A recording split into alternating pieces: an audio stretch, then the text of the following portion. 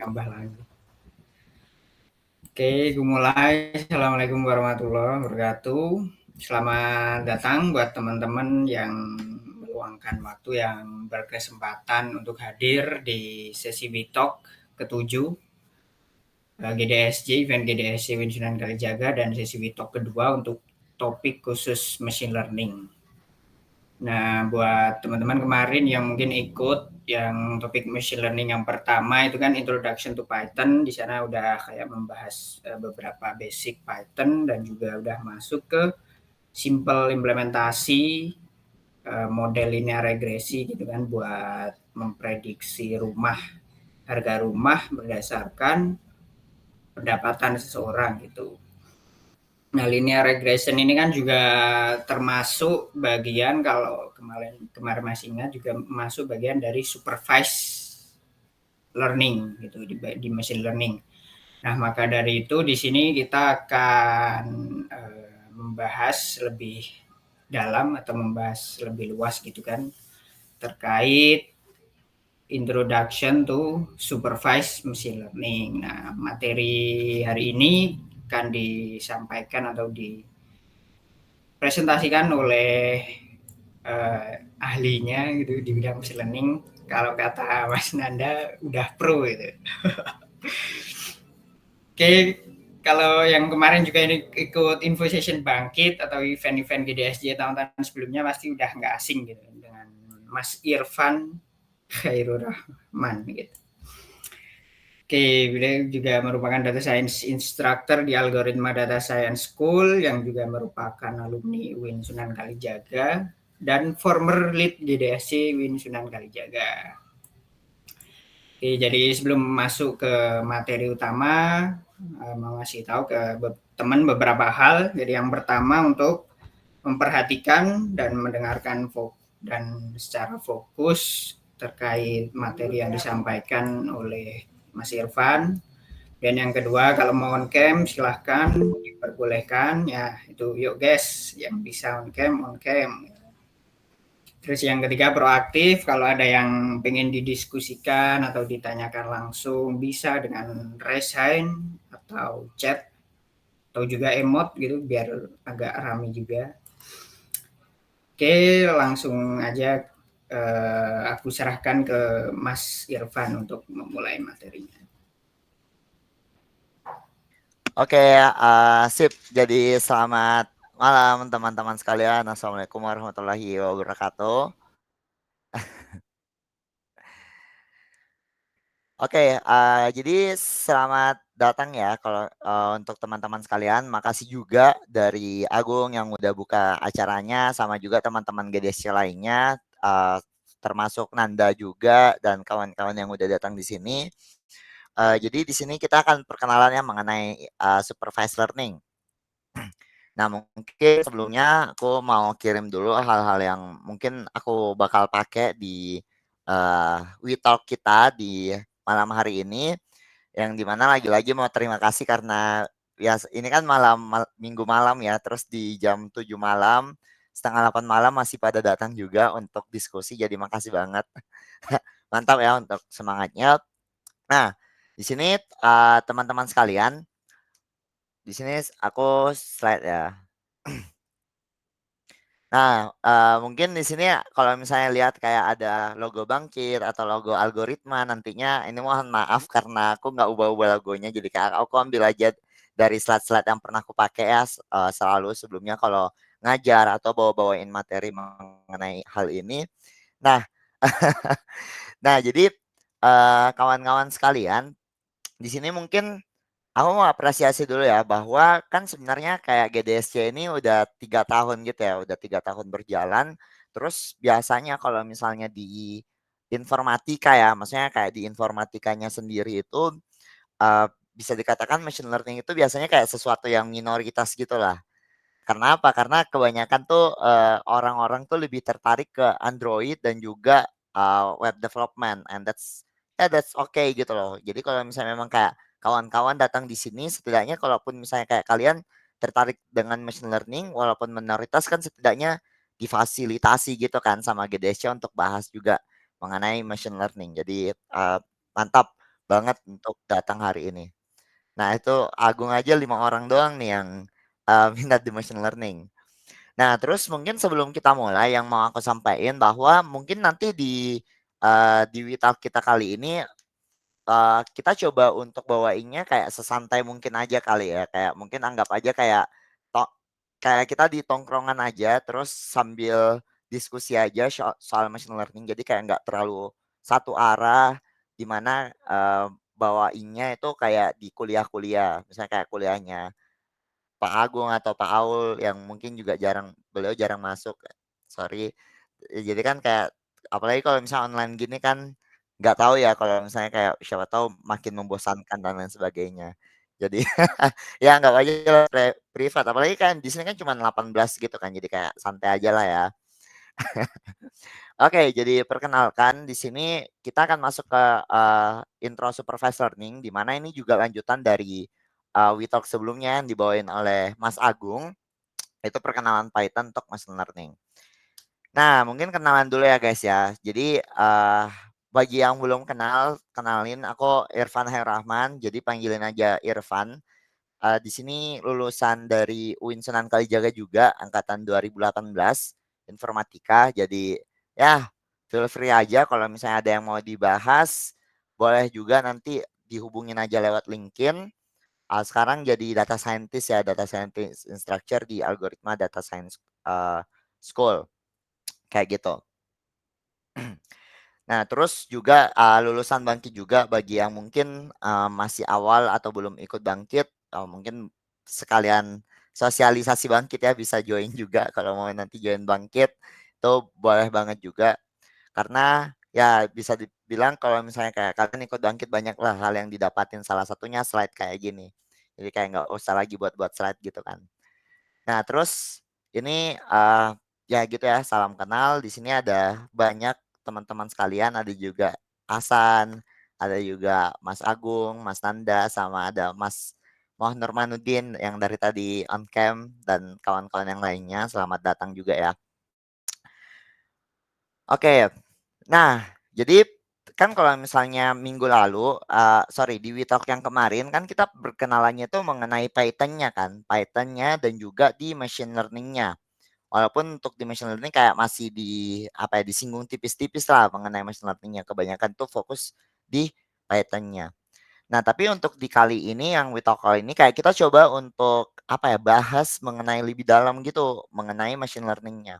Jadi kita nggak bahas yang kayak serumus-rumus itu, enggak, kita akan bahas lebih ke konsep-konsep umumnya aja. Nah, tapi mungkin pertanyaan pertamanya adalah kayak di sini kawan-kawan sekalian, apakah pernah mendengar tentang machine learning? Dan kalaupun misalnya kayak pernah, apa sih sebenarnya bayangannya mengenai machine learning itu?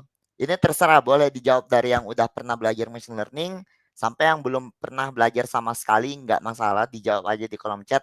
Apa yang di pikiran kalian kalau dengar kata machine learning? Boleh, boleh, silahkan ditunggu. Hasan, mesin yang belajar sendiri. Kalau Nanda membuat mesin belajar, oke. Gimana yang lain? Baru 2 orang.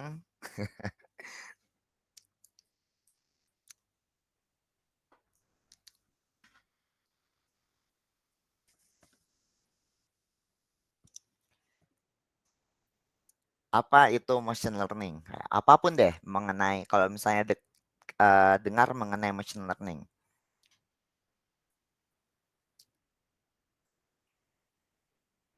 Kalau setuju sama jawabannya Mas Hasan sama Mas Nanda juga bisa bilang aja di kolom chat kayak ya kayaknya sama deh jawabannya. Yang penting di sini kayak cuman mau lihat aja reactionnya.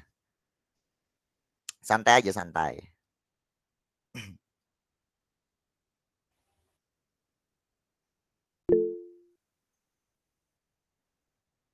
Mas, ini panggilannya Mas Abdullah atau Mas Azam nih? Gak jauh beda sama mereka, Mas. Mas ini yang dapat memprediksi suatu hal, mantap. Torik, ngajarin mesin biar bisa belajar. Najib juga jempol ya, setuju ya. Oke ya. Nah, jadi intinya mengajarin mesin untuk berperilaku kayak manusia. Nah, ini jawabannya bagus-bagus juga ya, termasuk yang jawabannya Agung ya. Jadi kayak kita ngajarin mesin nih supaya dia berperilaku kayak manusia. Nah, terus juga yang dari Mas Teguh, Mas Rafli ya, mesin yang dapat belajar sebagaimana manusia belajar. Nah, jadi bisa dikatakan kayak benar ya, intinya machine learning itu adalah bagaimana suatu mesin itu nanti dia mempelajari pola data supaya apa? Kalau misalnya dia belajar pola data itu dia bisa belajar sendiri lah istilahnya. Untuk apa sih dia belajar? Banyak kudanya. Jadi bisa juga nanti dipakai untuk memprediksi suatu hal.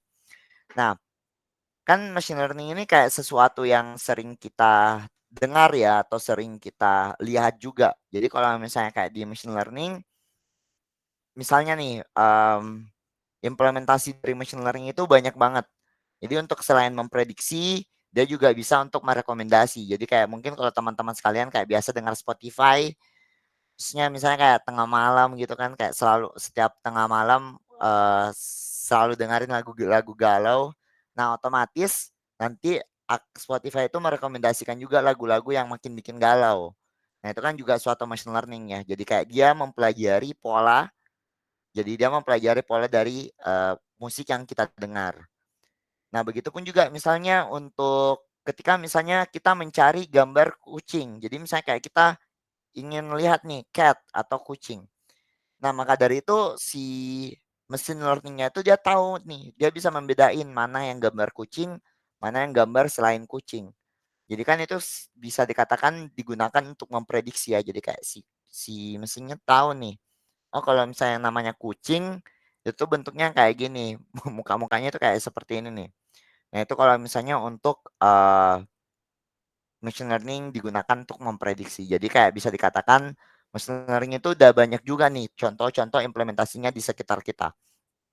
Nah, mungkin kalau misalnya contoh lainnya nih yang biasa kayak teman-teman sekalian familiar, ada lagi tahu nggak contoh-contoh lain machine learning? Apapun deh yang biasanya digunakan mungkin ataupun keseharian, sistem rekomendasi, e-tilang. Oke, bagus juga nih jawabannya Mas Torek ya, kayak e-tilang. Jadi kan e-tilang itu dia bisa memprediksi ataupun membaca dari kamera, dia tuh bisa membaca plat kita kan. Jadi kayak dia tahu, oh platnya tuh nomornya AB2661 misalnya. Terus ketahuan deh kalau dia misalnya melanggar. Nah, mungkin di sini Mas Torek mantap ya untuk contoh implementasinya. Mungkin pernah kena Mas Torek atau gimana nih? Terus Mas Fadli, Google Maps. Mungkin kalau misalnya dari Mas Fadli nih kayak Google Maps tuh kayak contoh implementasi machine learning-nya dalam hal apa nih Mas Fadli? Siapa tahu mau dielaborasi boleh banget.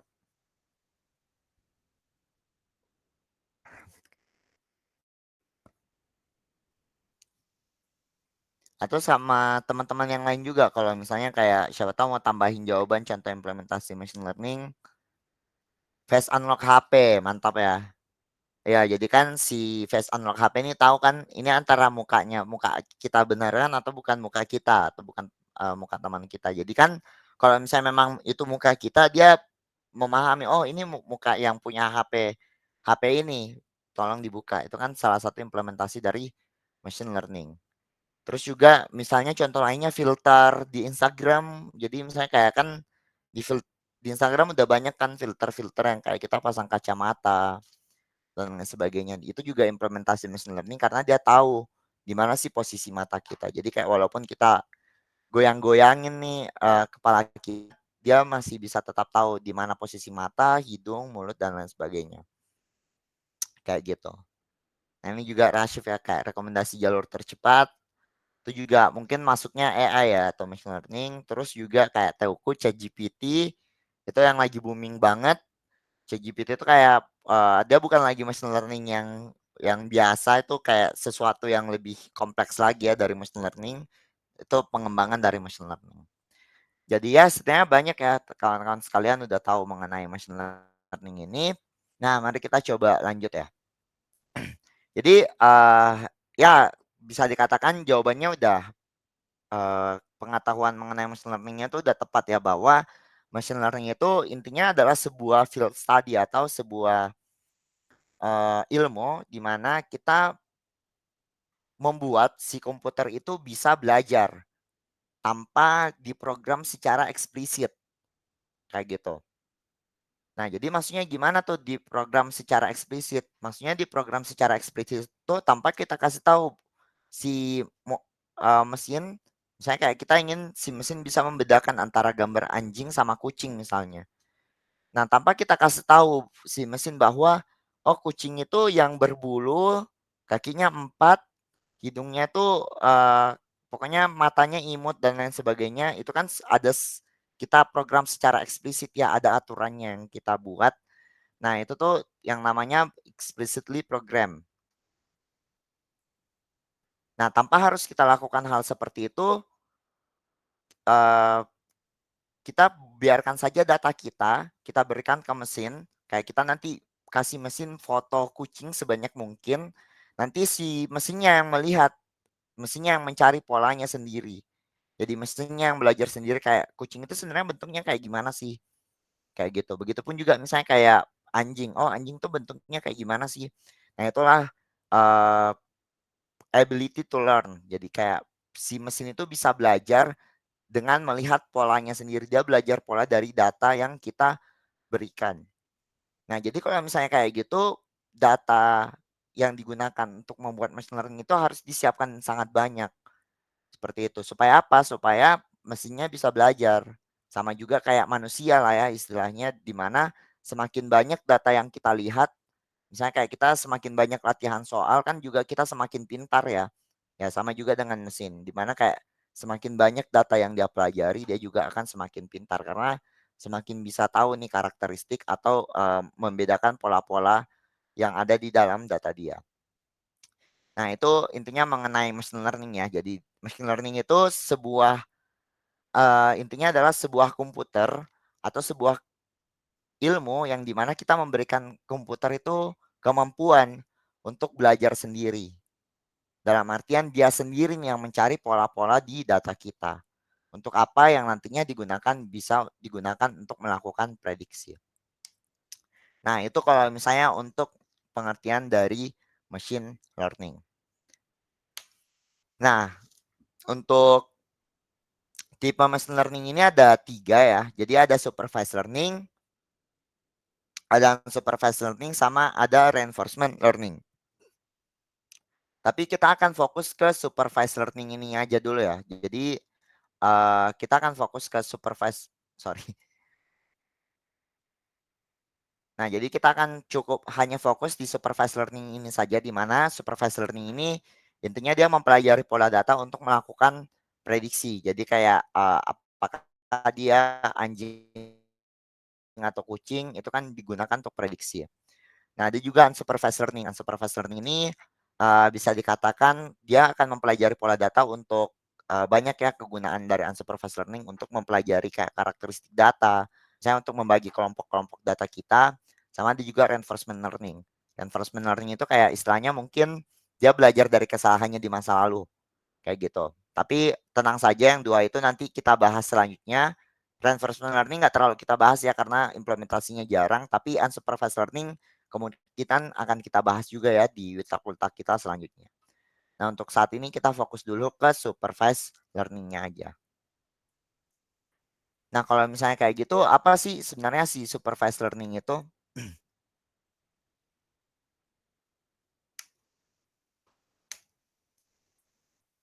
Nah, supervised learning itu intinya adalah kita belajar di mana sebuah algoritma atau mesin itu dia belajar dari inputan X atau biasa disebut prediktor untuk menebak Y atau biasa disebut label. Kayak gitu. Nah, intinya ada sebuah data yang akan kita berikan, bisa dikatakan kayak karakteristik data tersebut untuk menebak labelnya atau si output Y-nya. Jadi dia akan menemukan nih hubungan antara si X atau prediktor dengan si Y-nya, si labelnya. Seperti itu. Nah, jadi yang kita masukkan di dalam supervised learning itu sebenarnya kayak kita cuma masukkan saja datanya nih dan juga jawabannya. Contohnya, misalnya kayak ketika misalnya kita ingin menebak anjing atau kucing. Jadi kita cuma masukkan gambar anjingnya saja nih, atau gambar kucingnya. Kita masukkan gambar kucing sebanyak mungkin dan juga jawaban oleh gambar itu. Jadi misalnya kayak kita punya gambar kucing, kita kasih tahu si komputer bahwa ini tuh gambar kucing. Nah, itu si gambarnya itu adalah data dan si nama kucingnya atau jawaban bahwa itu kucing itu biasa disebut answer atau label. Nah, itulah hal yang kita masukkan ke dalam mesin kita. Nah, itu yang nantinya akan si komputer kita tuh pelajarin rules-nya atau bisa dikatakan pola-polanya. Jadi kayak kucing tuh kayak gimana sih polanya. Nah, itulah yang nanti akan dicari tahu sendiri oleh komputer. Nah, sama dengan mungkin contoh kasus di Witalk sebelumnya. Bahwa di Witalk sebelumnya kan kita ingin menebak harga rumah ya.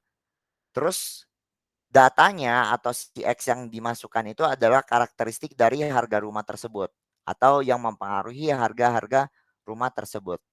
Seperti apa? Jadi misalnya kayak kamar, jumlah kamar itu kan mempengaruhi harga rumah ya.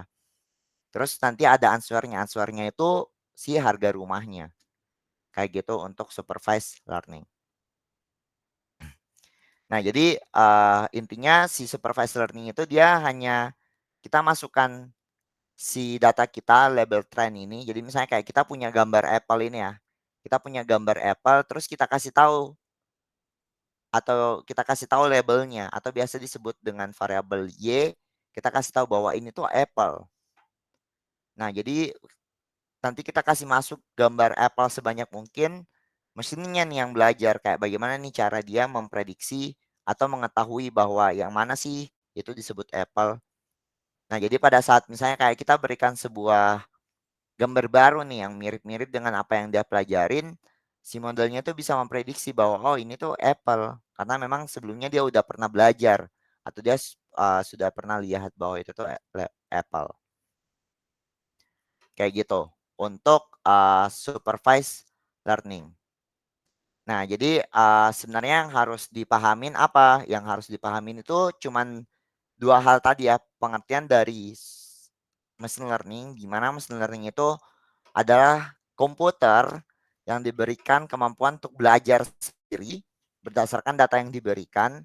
Kemudian yang kita harus pahamin juga adalah mengenai supervised learning, di mana supervised learning itu digunakan untuk memprediksi yang namanya label Y atau kolom Y jika diberikan suatu fitur X atau kolom X, di mana X ini jadi bisa dikatakan X itu karakteristik data atau biasa digunakan untuk menebak dan Y itu adalah target atau label atau yang ditebak. Contohnya misalnya untuk kasus gambar anjing, prediksi anjing atau kucing. Sorry, kucing. X-nya itu gambar, Y-nya itu label anjing atau kucing. Contoh lagi, misalnya ketika kita ingin memprediksi harga rumah. Prediksi harga rumah. X-nya itu adalah karakteristik dari rumah tersebut. Misalnya jumlah kamar. Selain jumlah kamar juga mungkin banyak hal ya. Misalnya intinya jumlah kamar, terus juga luas tanah, dan labelnya itu adalah harga rumah. Nah, itu untuk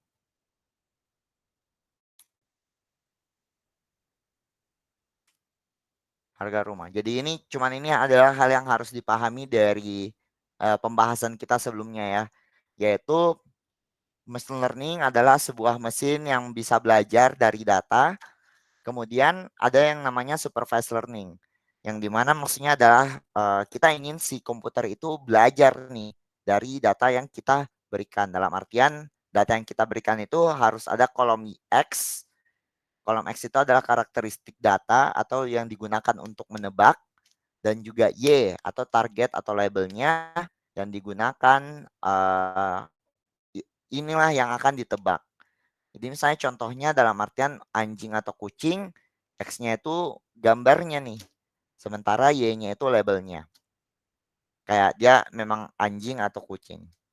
Begitupun juga untuk prediksi harga rumah. X-nya itu jumlah kamarnya dan juga luas tanah misalnya dan karakteristik lain dari rumah tersebut di mana mempengaruhi harga rumahnya. Nah, apa yang ditebak? Yang ditebak adalah harga rumahnya. Maka dari itu karena yang ditebak harga rumahnya, maka si Y-nya itu si harga rumah itu sebagai Y-nya. Kayak gitu. Nah, itu mengenai supervised learning. Jadi setidaknya paham aja bahwa X itu digunakan untuk menebak dan Y itu digunakan untuk ditebak. Kalau yang digunakan untuk ditebak. Nah, itu mengenai machine learning dan juga supervised learning ya. Setidaknya pengenalan secara general aja nih mengenai supervised learning. Nah, mungkin sampai sini dulu. Ada yang mau ditanyain dulu atau mungkin ada mau hal dikonfirmasi dulu mengenai supervised learning dan juga machine learning. Silakan nih Nanda. Boleh, boleh. Oke, ya, ini sebenarnya aku kemarin kan ya udah lama belajar kan ini supervised learning dulu itu lewat decoding pemula. Nah, aku juga ini mungkin ya baru tercerahkan lagi lah ini. Ini berarti itu kan kalau ada nyebut independent variable sama dependent variable itu mungkin kalau bahasa Indonesianya itu variabel bebas sama variabel terikat nggak sih Mas kayaknya? Benar. Jadi bahasa Indonesianya tuh mungkin lebih gampangnya tadi kayak variabel bebas sama variabel terikat.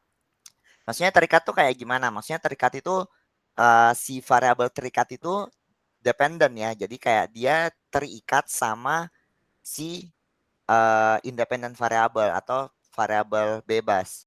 Contoh gimana? Jadi maksudnya kayak harga rumah. Harga rumah itu kan nggak bisa berdiri sendiri. Dia pasti terikat sama karakteristik rumahnya kan. Jadi kayak harga rumah itu pasti dipengaruhi oleh jumlah kamar, luas tanahnya, luas bangunannya, jumlah tingkatnya. Nah, itulah yang dimaksud dia terikat oleh si variabel-variabel bebas ini. Kayak gitu, Nanda. Jadi benar kalau misalnya bahasa Indonesianya variabel bebas sama variabel terikat. Terus berarti misal kita ingin membuat suatu model nih Mas, berarti kita harus nentuin dulu ya Mas kayak variabel bebasnya itu apa gitu dari model tersebut gitu, yang Benar. mempengaruhi. Ya, benar, Yang benar. Lanjut, lanjut. Sorry, sorry. jadi apa? Misal kita mau buat model, berarti kita kan harus nyari nih kayak apa saja sih pengaruh di model ini mungkin variabel bebasnya. Itu kan ada kemungkinan kita variabel bebasnya kan maksudnya tidak lengkap gitu loh Mas. Maksudnya mungkin kalau harga rumah gitu. Harga rumah mungkin kita cuma yang dimasukin kita cuma kepikirannya tuh jumlah kamar gitu. Mungkin luas tanah. Barangkali kita mungkin di luar itu ada variabel bebas lain yang kita nggak tahu gitu. Itu apakah berpengaruh Mas kalau terhadap kayak apa hasilnya nanti? Maksudnya tingkat tingkat apa namanya itu ya kok aku lupa. Tingkat keberhasilan itu prediksi itu apa namanya? Ya itulah intinya. Performanya ya Ya, istilahnya. performanya itu. Nah, jadi oke. Silakan, silakan lanjut. Mungkin mau diselesaikan dulu. Udah sih Mas itu.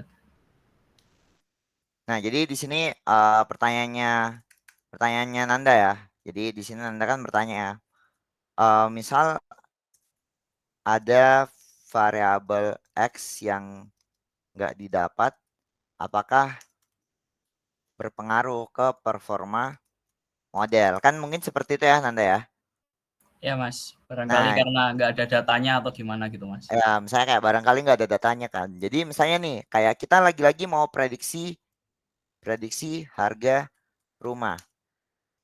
Y-nya apa? Y-nya pasti harga rumah ya. Nah, terus misalnya X-nya, kan kita butuh X ya, butuh variabel-variabel yang memang mempengaruhi harga rumah ini. Terus kita kumpul data nih. Terus misalnya data yang kita kumpulkan itu ternyata misalnya kayak apa-apa aja sih yang mempengaruhi harga rumah. Mungkin tadi kan kayak jumlah kamar kan. Jumlah kamar, luas tanah.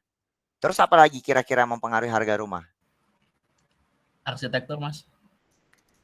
mungkin tapi kan arsitektur susah nih kalau misalnya kayak dimasukin ke dalam angka. Mungkin yang Ya lain, ini yang lain. lokasi ini Mas. Lokasi. Ada lagi mungkin?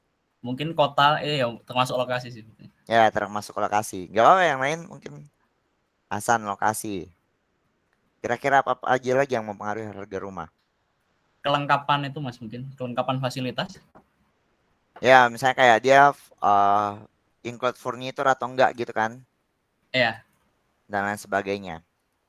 Nah, ini kan sebuah X yang memang yang kita tahu ya kayak secara intuisi, secara bisnis bahwa itu tuh mempengaruhi harga rumah kayak gitu kan.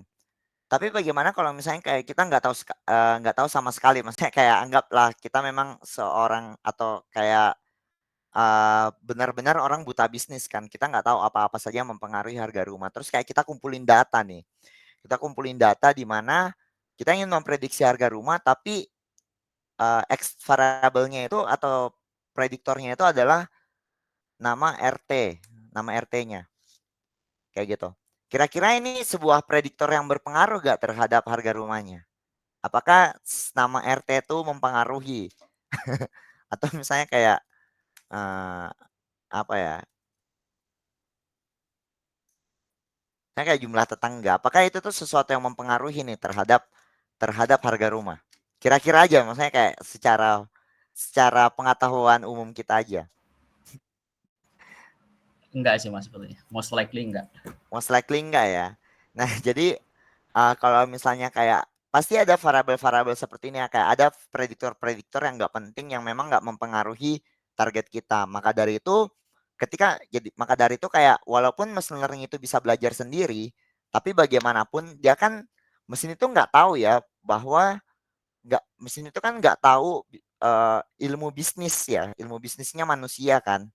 Jadi kita yang kasih tahu mesinnya bahwa ini loh variabel-variabel yang berpengaruh, ini yang enggak. Jadi kayak gitu. Jadi untuk variabel-variabel yang kayak nama RT dan lain variabel-variabel yang menurut kita itu memang nggak berpengaruh. Nah, kita jangan masukkan dan kita coba cari variabel-variabel lainnya. Seperti apa? Seperti kayak luas tanah, jumlah kamar. Itu kan sesuatu yang memang berpengaruh ya terhadap harga rumahnya. Seperti itu. Jadi ya intinya jawabannya adalah bahwa kalau misalnya memang ada variabel X yang nggak didapat ya yang atau memang yang nggak berpengaruh besar bagi model, ya dia nanti akan mempengaruhi juga performa modelnya. Karena apa? Karena ya mesin itu kan cuma nerima-nerima aja kan. Dia kayak cuma nerima-nerima aja apa yang kita suap. Jadi ya kita setidaknya kita harus kasih tahu sih mesinnya atau kita berikan data yang memang cukup bagus nih untuk mesinnya. Kayak gitu. Jadi ada nih biasa istilahnya di dunia machine learning-nya kalau yang namanya adalah garbage in, garbage out. Jadi sorry.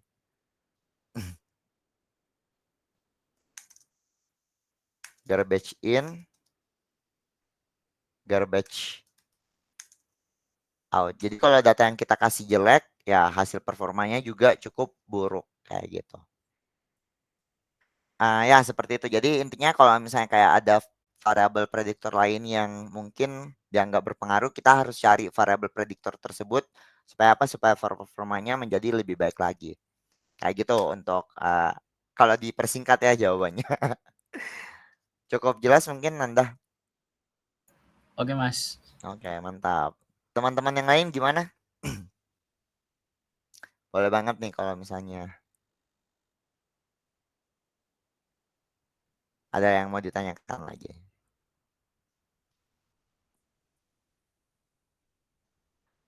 Oke. Lanjut dulu mungkin kalau misalnya lanjut boleh nih kasih reaction-nya, reaction jempol atau reaksinya di kolom chat. Bayu, Nanda, Taufan. Oke. Sip, mungkin mari kita lanjut dulu ya kalau gitu. Makasih yang udah kasih reaction-nya. Eh ya setidaknya kita tahu ya bahwa kawan-kawan masih di sini. Nah, mari kita lanjut nih. Nah, yang kedua sebenarnya ada yang namanya unsupervised learning. Jadi kan kita sudah belajar yang mengenai supervised learning, di mana itu ada variabel yang digunakan untuk memprediksi dan ada juga variabel yang akan diprediksi, kayak gitu. Nah, tapi bagaimana kalau misalnya kita nggak mempunyai si labelnya nih? Kita nggak punya yang namanya target variabel. Apalagi kan data di dunia nyata kan banyak ya, yang memang dia nggak mempunyai labelnya. Nah, itulah yang digunakan atau yang dimaksud dengan unsupervised machine learning. Jadi unsupervised machine learning ini dia cuma mempelajari saja pola data kita. Jadi misalnya kayak kita punya sangat banyak foto, si unsupervised learning ini dia bisa mengkategorikan atau dia bisa mengkelompokkan foto-foto kita. Begitupun juga misalnya kayak contohnya kayak kita punya buah ya, kita punya buah, tapi kita nggak tahu ya namanya. Jadi misalnya kayak kita nggak tahu ini apple, ini pisang, terus ini apa ya? Nggak tahu ya ini buah apa, kayak sirsak mungkin atau apa, itulah ya. Nah, bagaimana caranya supaya kita bisa mengkategorikan ini atau mengelompokkan ini secara otomatis? Nah, kita bisa gunakan machine learning saja, itulah yang namanya unsupervised learning. Jadi nanti si unsupervised learning itu dia nanti bisa memisahkan atau mengelompokkan berdasarkan karakteristiknya. Jadi misalnya kayak, oh ini ternyata sama-sama merah nih. Oke, saya kelompokkan dia menjadi satu kelompok yang sama. Begitupun juga untuk yang ini, oh ternyata dia sama-sama warna kuning, terus sama-sama panjang misalnya. Oke, kalau gitu saya kelompokkan dia di satu kelompok yang sama. Tanpa tahu bahwa itu tuh namanya pisang, kayak gitu. Jadi inti dari unsupervised learning itu dia bisa mengelompokkan sesuatu berdasarkan karakteristik yang sama. Nah, ini kalau misalnya untuk unsupervised learning kita nggak harus terlalu tahu dulu ya teman-teman. Kalau misalnya kayak nggak terlalu paham dulu mengenai unsupervised learning, nggak masalah. Yang penting karena di sini di Witalk kali ini kita cuma fokus dulu ke supervised learning-nya aja. Kayak gitu. Nah, kita masuk lagi dulu ke supervised learning. Jadi sebenarnya supervised learning itu dibagi lagi nih menjadi dua, yaitu klasifikasi di sini, klasifikasi dan juga yang warna biru ini adalah regresi. Nah, apa sih bedanya antara klasifikasi dengan regresi ini? Jadi sebenarnya kalau misalnya untuk klasifikasi itu intinya ya untuk klasifikasi dan regresi itu dia cuma dibedakan berdasarkan target variabelnya aja. Target variabel itu adalah sesuatu yang ingin ditebak kayak gitu. Maksudnya kayak gimana? Jadi misalnya kalau yang ingin kita tebak itu tipenya adalah kategori seperti apa? Seperti apakah dia misalnya laki-laki atau perempuan, itu kan kategori ya. Jadi misalnya kayak di contoh pertama ini, kita ingin menebak apakah dia laki-laki atau perempuan. Sudah menikah atau belum menikah, itu kan kategori ya. Nah, itu disebut sebagai klasifikasi. Atau misalnya kita ingin buat machine learning yang bisa mendiagnosis kanker. Apakah dia stage 0, stage 1, 2, 3, atau 4. Itu kan sebuah kelas ya atau kategori. Kategori 1, kategori 2, kategori 3, atau kategori 4. Nah, itu disebut sebagai klasifikasi. Nah, terus apa bedanya dengan regresi? Nah, kalau misalnya regresi itu yang ingin ditebak ya, yang ingin ditebak itu adalah bertipe numerik. Numerik itu kan sebenarnya angka ya, angka. Sesuatu yang biasanya dihitung kayak gitu. Contohnya kayak gimana? Kayak temperatur. Temperatur itu kan sebuah angka ya yang dia tidak bisa dikategorikan. Yang bisa dikatakan kalau misalnya dia memang bentuknya angka, dia itu sifatnya kontinu. Maksudnya kayak dia bisa ada komanya. Jadi misalnya kayak 15,1, 15,2 itu kan sebuah angka. Sama juga kayak harga rumah. Harga rumah kan angka ya atau numerik. Jadi kayak misalnya 12.000, 12.500, 12.550 itu kan sebuah angka. Nah, kalau misalnya kita ingin tebak adalah angka, maka dari itu dia namanya adalah regresi. Nah, begitupun juga misalnya kayak yang ingin kita tebak itu misalnya harga rumah ya, harga rumah tadi, ataupun misalnya harga mobil itu kan juga kasusnya regresi karena yang ingin kita tebak adalah sebuah angka. Nah, jadi kalau misalnya untuk klasifikasi, klasifikasi itu intinya adalah yang ingin ditebak atau variabel Y-nya atau variabel targetnya itu tipenya kategorik, misalnya seperti laki-laki atau perempuan, anjing atau kucing, normal atau fraud. Fraud itu penipuan ya. Atau dan yang harus dipahami lagi adalah bahwa regresi itu target variabelnya atau yang ingin ditebak itu berupa numerik atau angka. Jadi misalnya kita ingin tebak suhu. Suhu itu kan pasti kayak bisa 15,1, 15,2, bisa 16, bisa 20-an, bisa hingga 0. Itu kan sebuah angka ya. Atau harga rumah juga angka. Nah, jadi klasifikasi adalah kategorik, regresi yang ingin ditebak adalah numerik. Nah, cuman itu saja sebenarnya perbedaannya. Jadi kalau misalnya mungkin di sini Mas dan Mbak udah paham juga ya perbedaan antara klasifikasi dan juga regresi. Setidaknya Mas dan Mbak di sini sudah dikatakan aman juga nih untuk melanjutkan di WeTalk kita di malam hari ini. Kayak gitu. Nah, mungkin sampai sini dulu nih. Setidaknya karena ini hal penting ya, kayak yang harus dipahami. Jadi apapun pertanyaannya boleh ditanyakan saja. Ada yang mau dikonfirmasi mungkin mengenai klasifikasi dan juga regresi, khususnya mengenai perbedaannya ya. Boleh banget.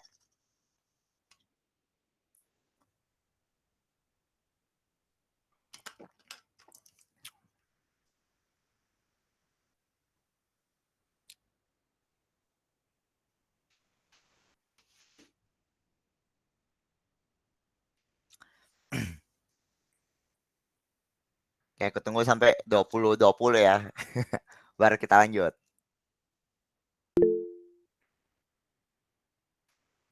Nah, di sini ada pertanyaannya nih dari Mas Nanda. Apakah metode untuk supervised learning ini hanya ada dua, yaitu klasifikasi dan juga regresi aja? Apakah masih ada yang lain misalnya?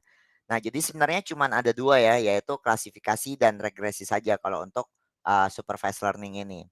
Jadi sebenarnya kalau data di machine learning itu dia juga cuma terbagi saja, yaitu data kategorik sama juga data tipenya numerik kayak gitu. Jadi begitupun juga untuk target variabelnya.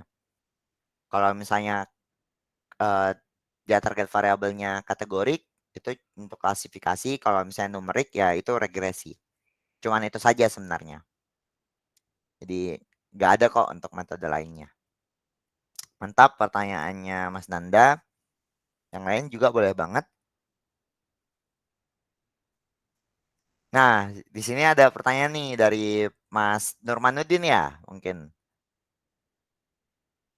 Panggilannya siapa nih kalau boleh tahu?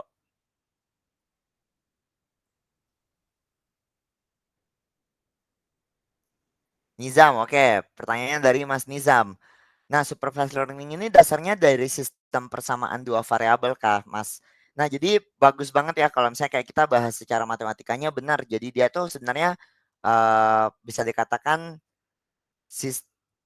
dasarnya yang paling dasar itu sebenarnya sistem persamaan dua variabel. Contohnya kayak gimana nih? Maksudnya kayak contohnya adalah misalnya nih untuk regresi, paling dasar itu kan sebenarnya dari regresi ya. Jadi kan regresi ini misalnya di sini kita punya variabel di sini kita punya X, terus yang di sini kita punya Y.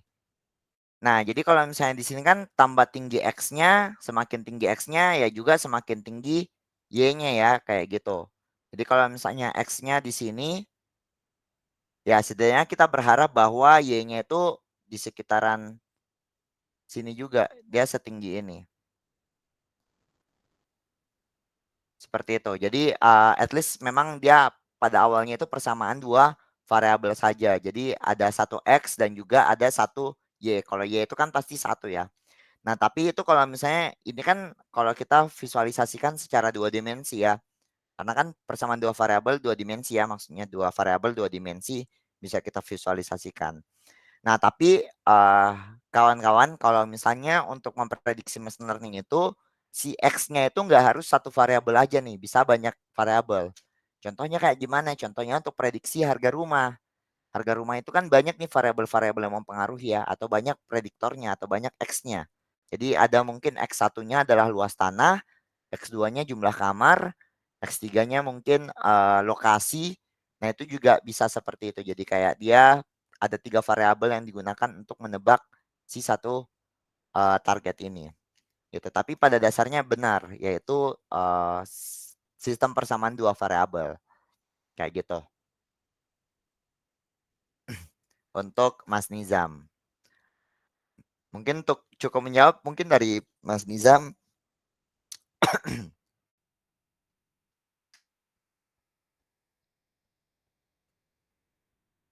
Oke. Sip. Oke, ada lagi mungkin?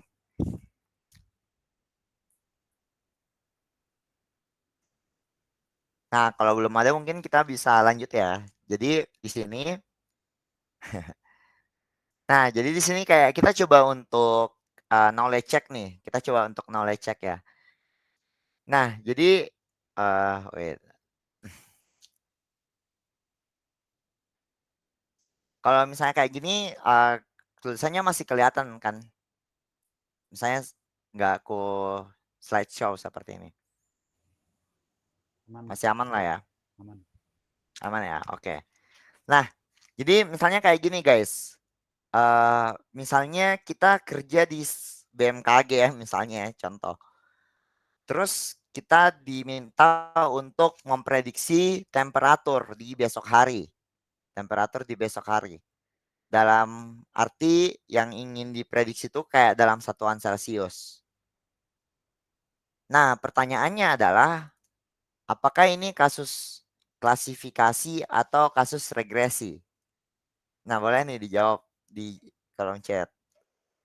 Mas Nanda, regresi. Mas Hasan juga regresi. Mas Rafli regresi. Oke.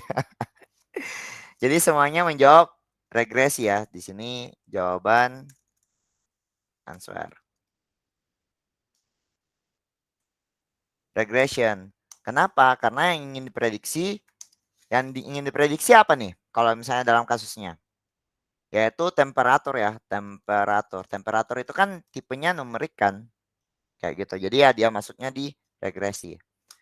Nah mungkin kira-kira X-nya nih, apa kira-kira prediktor atau variabel yang bisa mempengaruhi temperatur? Apa kira-kira prediktor yang kita gunakan untuk memprediksi temperatur? Apapun deh yang dari ilmu umum yang kita ketahuin. Kalau yang ini, apapun yang dirasa mempengaruhi temperatur. Tekanan, mantap. Tekanan udara, kelembapan gitu kan, kelembapan, tekanan.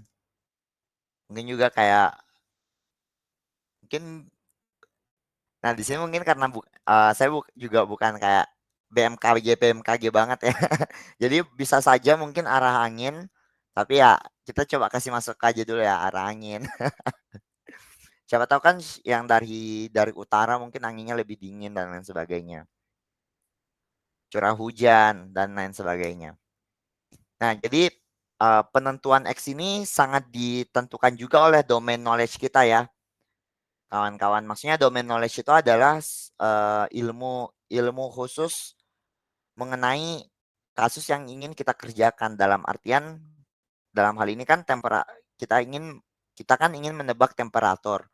Nah, maka dari itu kita juga harus tahu nih bahwa apa-apa aja sih yang mempengaruhi temperatur. Nah, itulah kita butuhkan juga bantuan dari orang si ahlinya ya, ahli mengenai BMKG dan lain sebagainya. Kira-kira variabel apa saja yang mempengaruhi temperatur. Supaya apa? Supaya performa model kita tuh juga cukup tinggi. Jadi kayak kita nggak asal-asalan aja ya masukin prediktor. Nah, begitupun juga misalnya kayak misalnya kayak di kasus teknik sipil ya, kita ingin memprediksi sebuah kekuatan semen misalnya. Seberapa kuat sih semen tersebut? Nah, variabel prediktornya itu ya harus sesuatu yang memang mempengaruhi orang teknik sipil yang harusnya tahu kan. Jadi misalnya kayak berapa banyak air, merek semennya, kayak gitu kan. Adukannya berapa berapa berapa lama, itu kan juga sesuatu yang memang mempengaruhi. Jadi kayak kita nggak asal-asalan aja, pasti ada orang yang bisa lebih tahu, kita harus minta pendapatnya. Jadi kayak gitu. Ya begitulah untuk machine learning ya, setidaknya ya. Oke, mantap ya untuk, jawabannya. Nah, merek semen. Lanjut nih, untuk mini quiz yang kedua. Misalnya kita lagi kerja, kita kerja di perusahaan car company ya, terus kita ingin memprediksi harga mobil. Nih, kita ingin memprediksi harga mobil. Nah, mantap, langsung dijawab. Jawabannya apa? Jawabannya adalah regresi. Kenapa? Karena Y-nya adalah harga mobil. Harga mobil kan numerik kan? Harga mobil kan misalnya kayak bisa 100 juta, 125 juta, 125,5 juta itu kan juga bisa gitu kan. Nah, terus kira-kira X-nya nih, apa-apa aja yang mempengaruhi harga mobil misalnya? Apa apa-apa saja karakteristik mobil yang mempengaruhi harga mobil? Mantap, merek mobil mungkin. Jenis mobil. Misalnya kayak apakah dia material, build quality. Build quality itu kayak gimana nih mungkin Mas Tofans? Nah, spek mobil, tapi spek mobilnya ada spek khusus gitu mungkin. Saya tahu mau dielaborasi lagi kayak jumlah jadi mungkin kayak truk 12 roda tuh makin mahal ya, memang sih. Jumlah roda. Mesin gitu kan, misalnya kayak kekuatan mesin atau misalnya kayak horsepower-nya.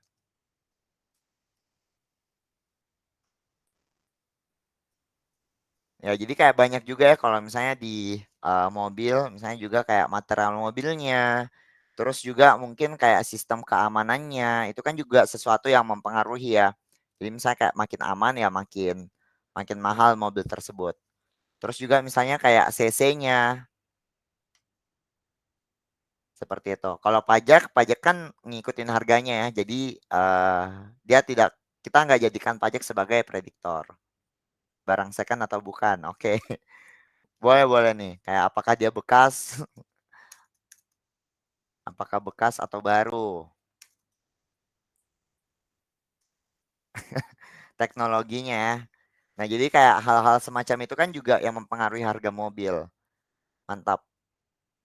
Nah, jadi sebenarnya teman-teman kalau misalnya di sini udah cukup oke lah ya mengenai perbedaan antara klasifikasi dan juga regresi, dan juga teman-teman udah tahu nih bagaimana yang dimaksud variabel Y itu atau yang ingin ditebak, dan juga si X atau yang digunakan untuk menebak.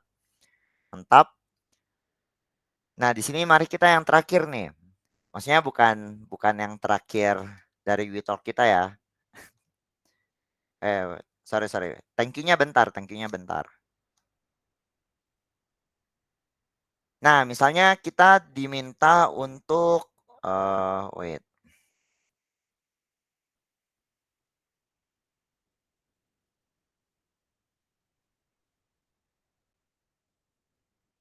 Ya.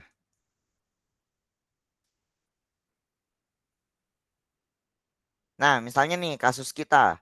Kasus kita adalah kita ingin menebak ya, kita ingin menebak gambar, handwriting recognition lah ya istilahnya ya. Yaitu apakah ini gambar satu, tulisannya 1, 2, 3, dan seterusnya. Nah, ini dia termasuk kasus klasifikasi atau regresi nih. Semuanya jawab klasifikasi, tapi Mas Teguh cukup ragu nih klasifikasi, ada tanda tanyanya ya. Mas Nizam juga klasifikasi. Oke, sementara ini jawabannya klasifikasi. Ada yang jawab regresi mungkin?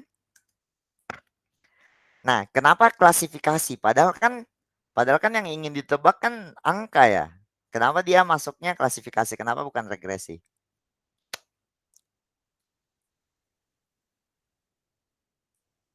Kalau mau on mic juga nggak apa-apa, silahkan. Tapi boleh resen dulu ya sebelum on mic. Boleh, Hasan.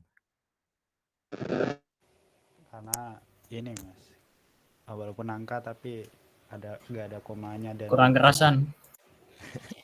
iya kah? Loh, Ya. udah ya.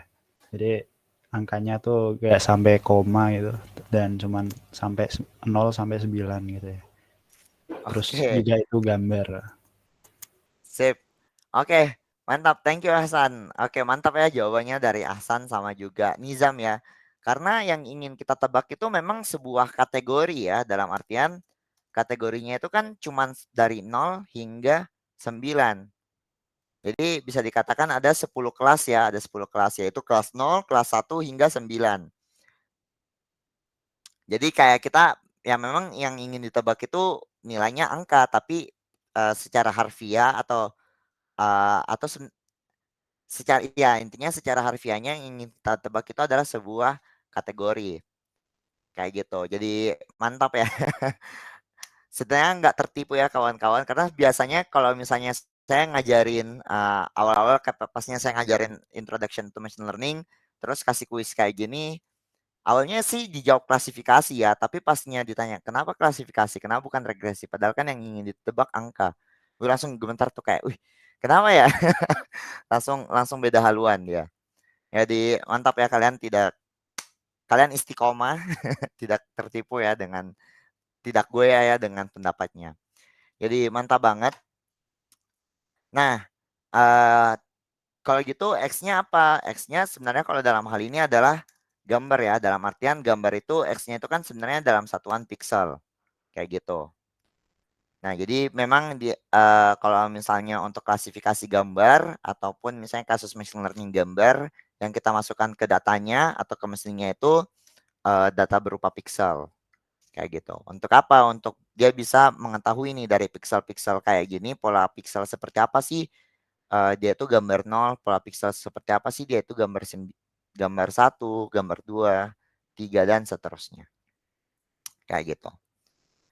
Nah, jadi itu ya mengenai klasifikasi dan juga regresi setidaknya kalau Mas dan Mbak di sini udah tahu nih perbedaan antara regresi dan klasifikasi, terus juga sudah bisa menentukan yang mana target variabel dan setidaknya juga sudah cukup mengetahui bagaimana menentukan prediktor dalam artian adalah X-nya. Nah, di sini Mas dan Mbak sudah aman banget ya atau udah cukup paham nih mengenai supervised machine learning kayak gitu. Nah, mungkin sampai sini dulu sebelum kita lanjut ke collab ada yang mau ditanyakan dulu atau konfirmasi?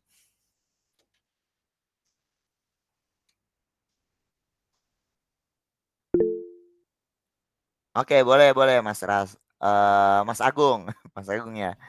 Iya. Gini, jadi kalau misal tadi yang studi mini kuis yang mobil tadi misal, itu kan kasusnya regresi. Tapi Benar.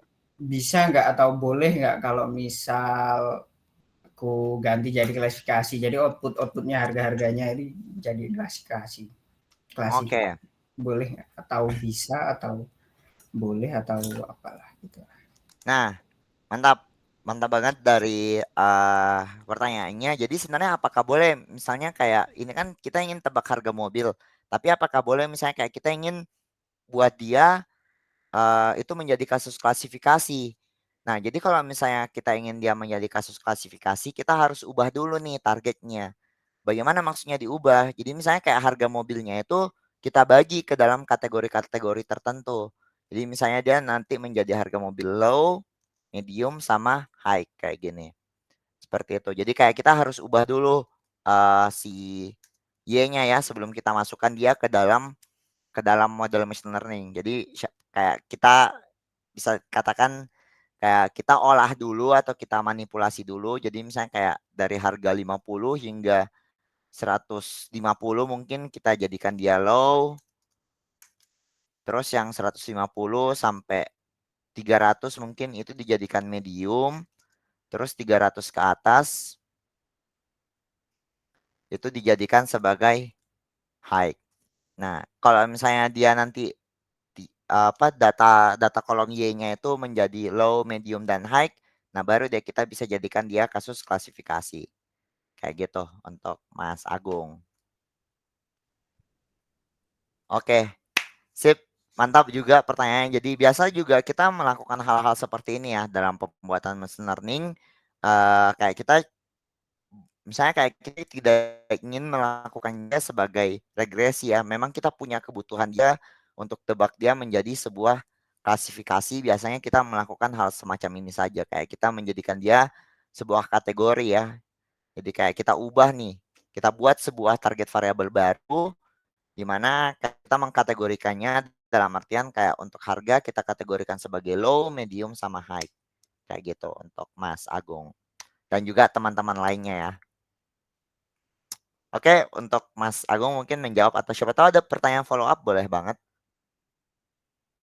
Udah sih, udah. Oke. Oke, mantap. Sip. Oke. Nah, jadi kawan-kawan kayak kenapa sih untuk di slide ini cukup penting karena sebenarnya sebenarnya kayak kita tahu dulu nih konsep umumnya dulu ya, kayak konsep umumnya dan juga konsep generalnya. Supaya apa? Karena kalau misalnya kita terlalu fokus sama teknikalnya kan kalau teknikal itu kayak dalam artian kodenya ya. Kode itu kan selalu berubah-ubah secara terus-menerus ya. Jadi itu sesuatu yang Mas dan Mbak bisa cari secara mandiri atau eksplor secara mandiri. Sebenarnya Mas dan Mbak tahu nih konsep umumnya. Jadi misalnya kayak, oh saya mau membuat sebuah model machine learning di Python. Nah kan itu kan sesuatu yang bisa dicari di internet. Misalnya kayak yang ingin dilakukan adalah klasifikasi, nanti muncul tuh kode-kode klasifikasinya. Begitupun juga misalnya kayak ingin melakukan pemodelan klasifikasi di bahasa pemrograman R misalnya atau bahasa pemrograman lain, sebenarnya Mas dan Mbak tahu apa yang mau dicari, nanti kodenya itu kan bisa ngikutin ya, kayak gitu.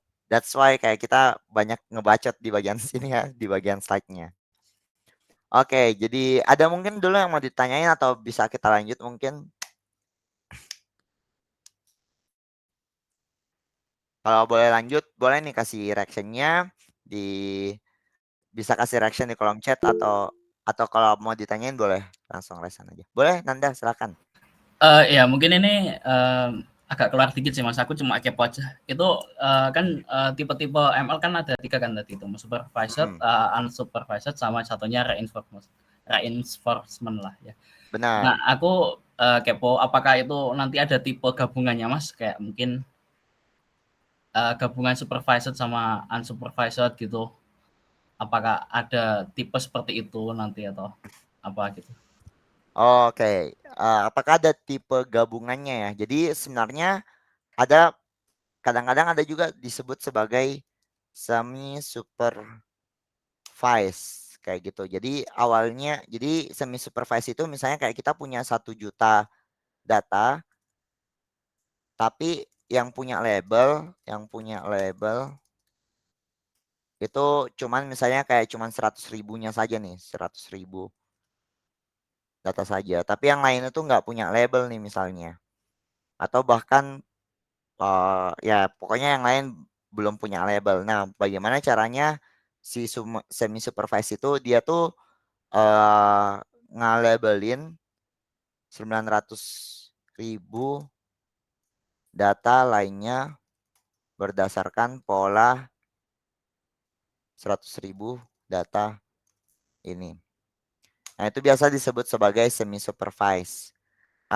Tapi mungkin kalau misalnya dalam project machine learning itu juga apa ya, biasa kayak kita campur-campur juga sih. Jadi misalnya awalnya kayak kita nggak punya data apa-apa ya. Jadi misalnya kayak kita cuman punya data customer misalnya. Kita punya data customer, terus kayak kita kelompokin data customer ini menggunakan unsupervised learning. Jadi misalnya unsupervised learning itu kan clustering ya. Clustering, terus misalnya di cluster menjadi 3 kelompok. Nah, 3 kelompok ini kita kasih label. Kayak kita kasih label A, label B, label C. Nah, 3 kelompoknya nanti hasil 3 kelompok yang udah punya label kita latih pakai supervise. Supaya apa? Supaya pasnya ada customer baru, dia bisa nebak apakah dia masuk cluster A, cluster B, atau cluster C. Jadi kayak biasa dicampur-campur seperti itu juga sih, tergantung kebutuhannya. Ananda. Eh, berarti itu misal ada data baru yang nggak ada labelnya itu nanti berarti masuk ke unsupervised learning dulu biar dapat label, habis itu masuk ke supervised learning gitu ya, Mas? Benar, benar. Seperti itu. Biasanya juga ada kebutuhan semacam itu kan. Tapi nggak semuanya yang sudah di unsupervised atau nggak semuanya yang sudah kita clustering itu harus di supervise. Nggak semuanya juga harus begitu. Bisa aja memang kebutuhan kita, kebutuhan bisnisnya itu cuma berhenti di pengelompokannya doang nih, di unsupervised learning-nya aja. Tapi kalau misalnya kayak diminta untuk supaya dia bisa memprediksi customer baru apakah masuk cluster A, cluster B, sama cluster C, baru dia kita supervise. Kayak gitu. Oke, Jadi Mas. biasa satu project banyak kok, bisa banyak model machine learning yang digunain. Oh, oke oke. Thank you. Oke, sip. Bagus pertanyaannya. Oke, mantap. Sip. Nah, jadi itu ya mengenai supervise juga ya, kawan-kawan. Sebenarnya dalam hal ini bisa tahu dulu nih perbedaan antara regresi, klasifikasi, dan juga membedakan target variabel atau Y dan juga prediktor atau X. Mantap. Nah, selanjutnya di sini kita coba masuk ke bagian ini ya, ke collab-nya. Nah, tapi mungkin kalau misalnya untuk di Google Colab-nya ini mungkin aku nggak terlalu lama-lama ya. Di sini aku kasih link nanti kawan-kawan bisa coba sendiri. Jadi di sini di Colab-nya ada beberapa, kita pakai Python ya. Ada penjelasan-penjelasan mengenai machine learning, intro to machine learning. Terus awalnya nanti kita coba klasifikasi dulu, terus nanti di sini Mas dan Mbak juga bisa coba-coba ya mengenai latihan klasifikasi dengan sklearn. Setelah itu kita nanti masuk ke regresi kayak gitu. Tapi nanti kita coba gunakan saja linear regression, dan di sini ada juga additional other machine learning model yang dimana Mas dan Mbak kayak bisa lihat nih kayak model-model lain yang juga bisa digunain kayak gitu. Nah, apa tujuannya untuk di notebook ini? Sebenarnya tujuannya cuma satu. Setidaknya Mas dan Mbak paham dulu alur utama dalam membuat pemodelan machine learning unsupervised. Nah, jadi mungkin ini adalah alur yang paling minimal ya, alur yang paling minimal. Kenapa saya bilang minimal? Karena dalam pemodelan machine learning sebenarnya sangat banyak nih pemrosesan lainnya.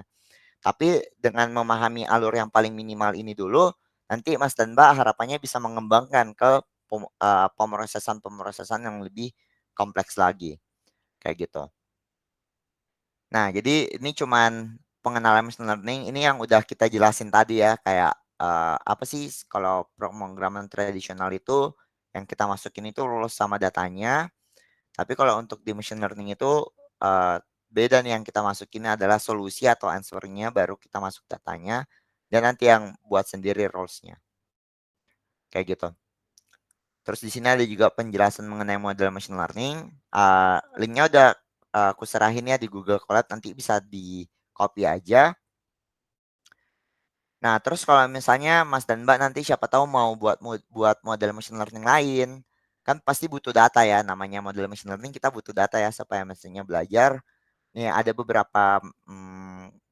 beberapa referensi yang saya kasih ya untuk pemodelan atau tempat-tempat yang Mas dan Mbak bisa ambil nih datanya. Kayak gitu. Nah, di sini mungkin kita masuk dulu ke contoh klasifikasi ya. Jadi klasifikasi ini sebenarnya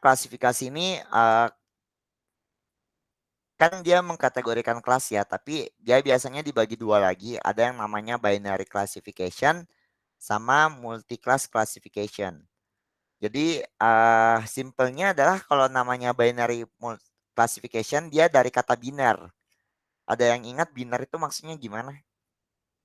Apa yang dipikirin, apa yang terlintas ketika mendengar kata biner? 0 dan 1. 0 dan 1.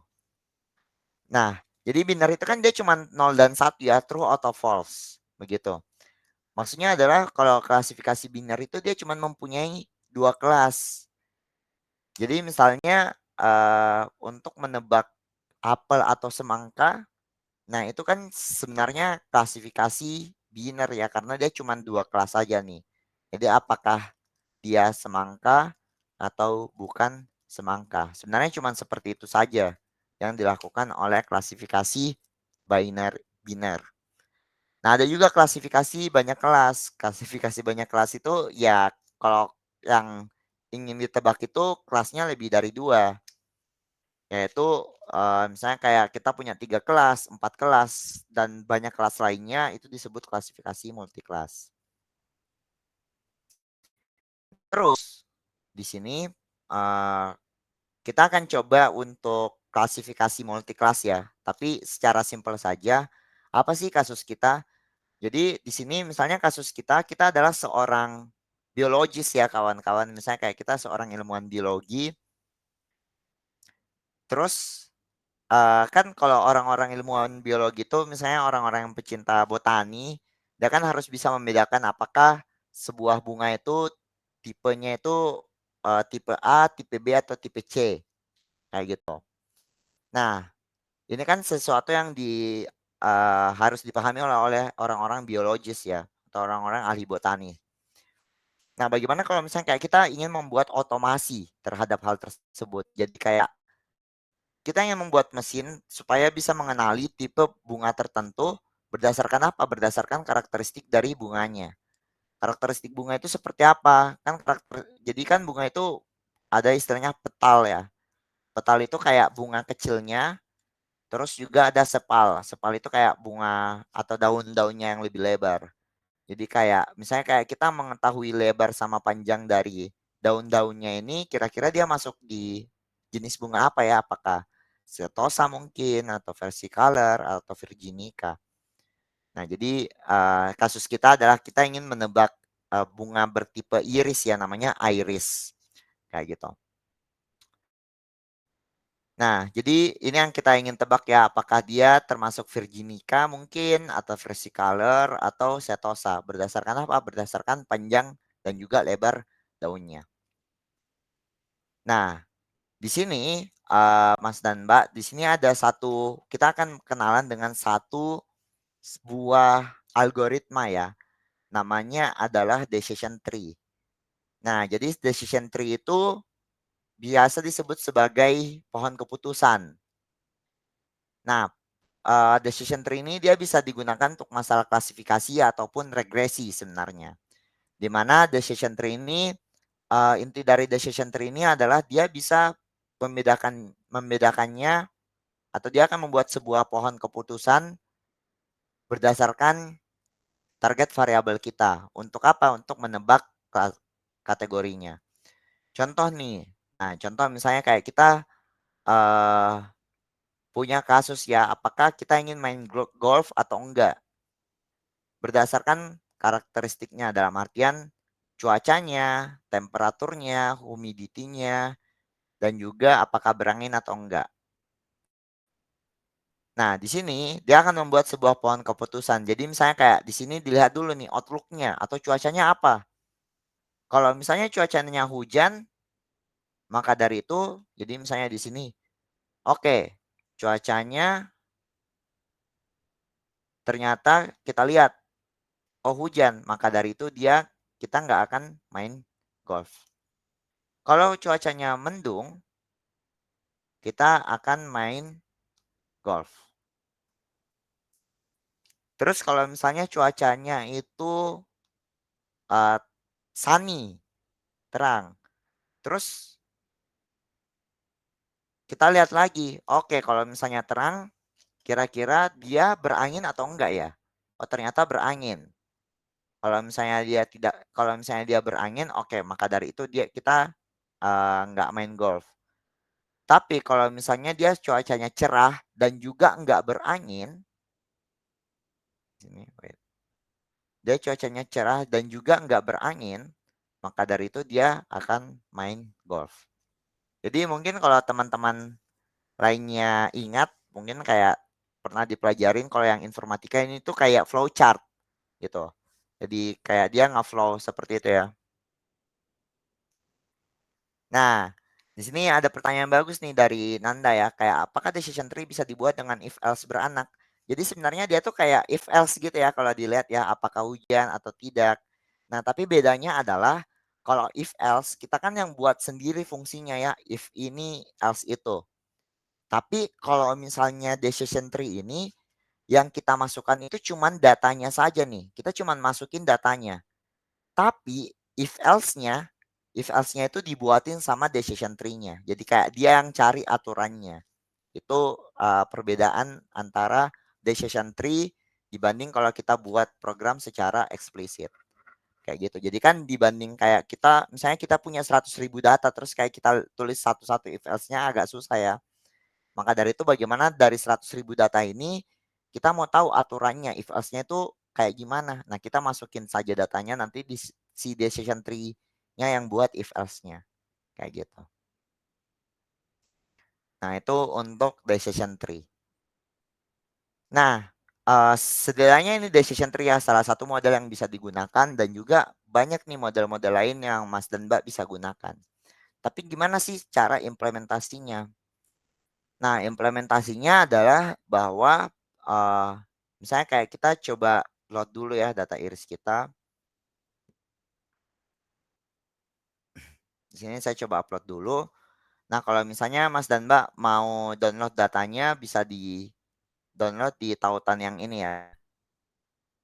Di sini.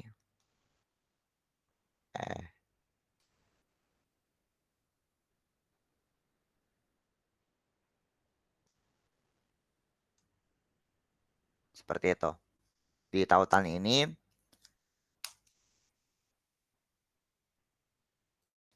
Terus misalnya kayak kita coba tampilin dulu nih irisnya. Kalau untuk kodenya sebenarnya tenang aja ya Mas dan Mbak, kayak kalau misalnya cukup lupa nih Pandasi itu apa, terus bagaimana cara read CSV, itu kan nggak masalah ya, kayak nanti tinggal di googling aja bisa dicari tahu terlebih dahulu. Tapi yang kita lakukan di sini adalah kita coba baca dulu nih datanya. Nah, jadi kan kita punya ada ID, terus juga sepal length, sepal width, petal length sama petal width-nya, terus ada spesiesnya. Kayak gitu. Nah, di sini yang akan kita gunakan jadi target variabel apa nih jadinya? Kolom apa? Wait. Muncul robot. Apakah sepal length, sepal width, petal length, petal width atau spesies? Target variabel itu adalah Y. Atau yang ingin ditebak. Kira-kira kolom apa yang ingin kita tebak? Spesies ya. Nah, jadi spesies ini yang akan kita jadikan sebagai target variabel atau Y-nya atau yang ingin ditebak. Berdasarkan apa? Berdasarkan karakteristiknya. Jadi karakteristiknya itu adalah panjang daunnya. Tunggu, wait.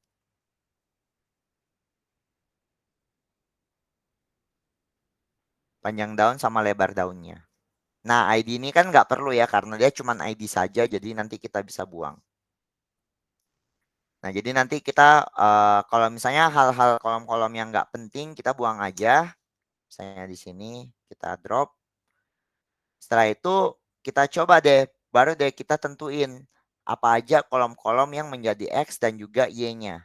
Jadi kolom-kolom yang menjadi X kita masukkan ke dalam variabel X.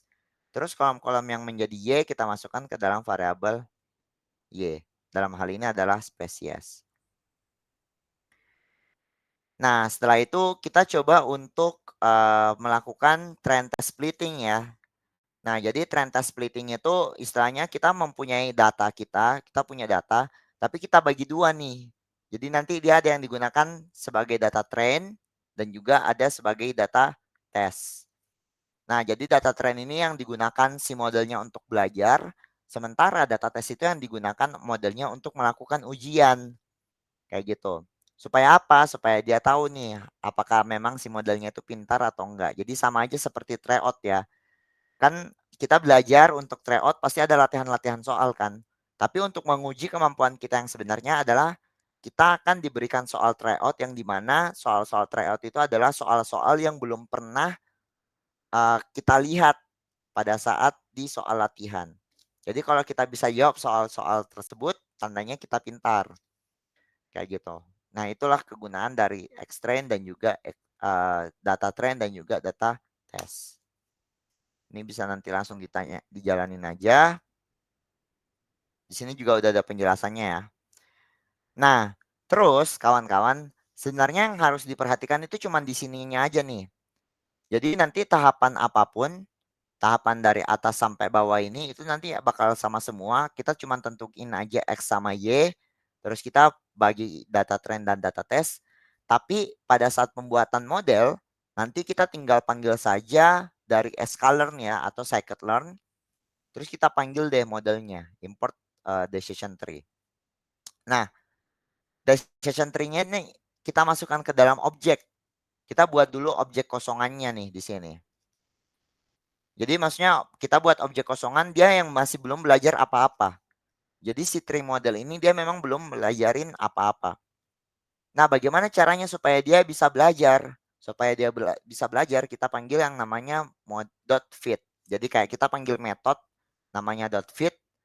Maksudnya .fit itu kayak kita suruh belajar si tree model ini. Jadi kayak tolong dong belajar dari data X-train ini. Yaitu X-train ini prediktornya, sementara ini Y-train-nya adalah jawabannya. Jadi kayak coba deh kamu belajar. Kayak gitu. Nah, harusnya ini nggak usah di-assign lagi ya. Dia bisa kayak gini aja. Nah, kalau misalnya udah muncul kayak gini, tandanya apa? Tandanya model kita itu udah belajar. Sebenarnya cuma kayak gitu aja. Kayak, oh tandanya model kita sudah belajar. Nah, kalau model kita udah belajar kan tandanya dia sudah tahu ya karakteristik dari datanya ya. Maka dari itu kita bisa gunakan yang namanya .predict. Untuk apa? Untuk melakukan prediksi. Nah, jadi di sini kita coba lakukan saja .predict. Di sini kita panggil model kita panggil si objeknya yang udah belajar, yaitu tree model. Terus .predict. .predict kita tinggal masukkan saja prediktornya doang nih. Jadi kayak kita cuma berikan dia soalnya doang nih. Nah, soalnya doang kita masukkan dia ke dalam sebuah variabel namanya ypred atau yprediksi. Nah, untuk apa kita masukkan dia ke dalam yprediksi? Kita masukkan dia ke dalam yprediksi untuk bandingin ya nanti ke menggunakan kunci jawabannya. Jadi yprediksi ini kalau kita lihat, ini adalah yprediksi, ini adalah ytest.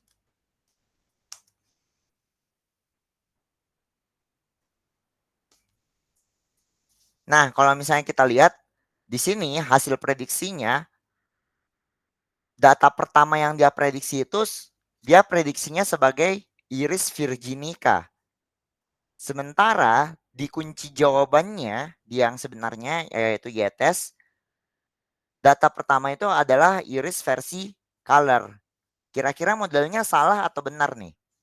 Kalau misalnya yang pertama dia tebak sebagai virginica, tapi sebenarnya jawabannya adalah iris versi color. Modelnya salah atau benar?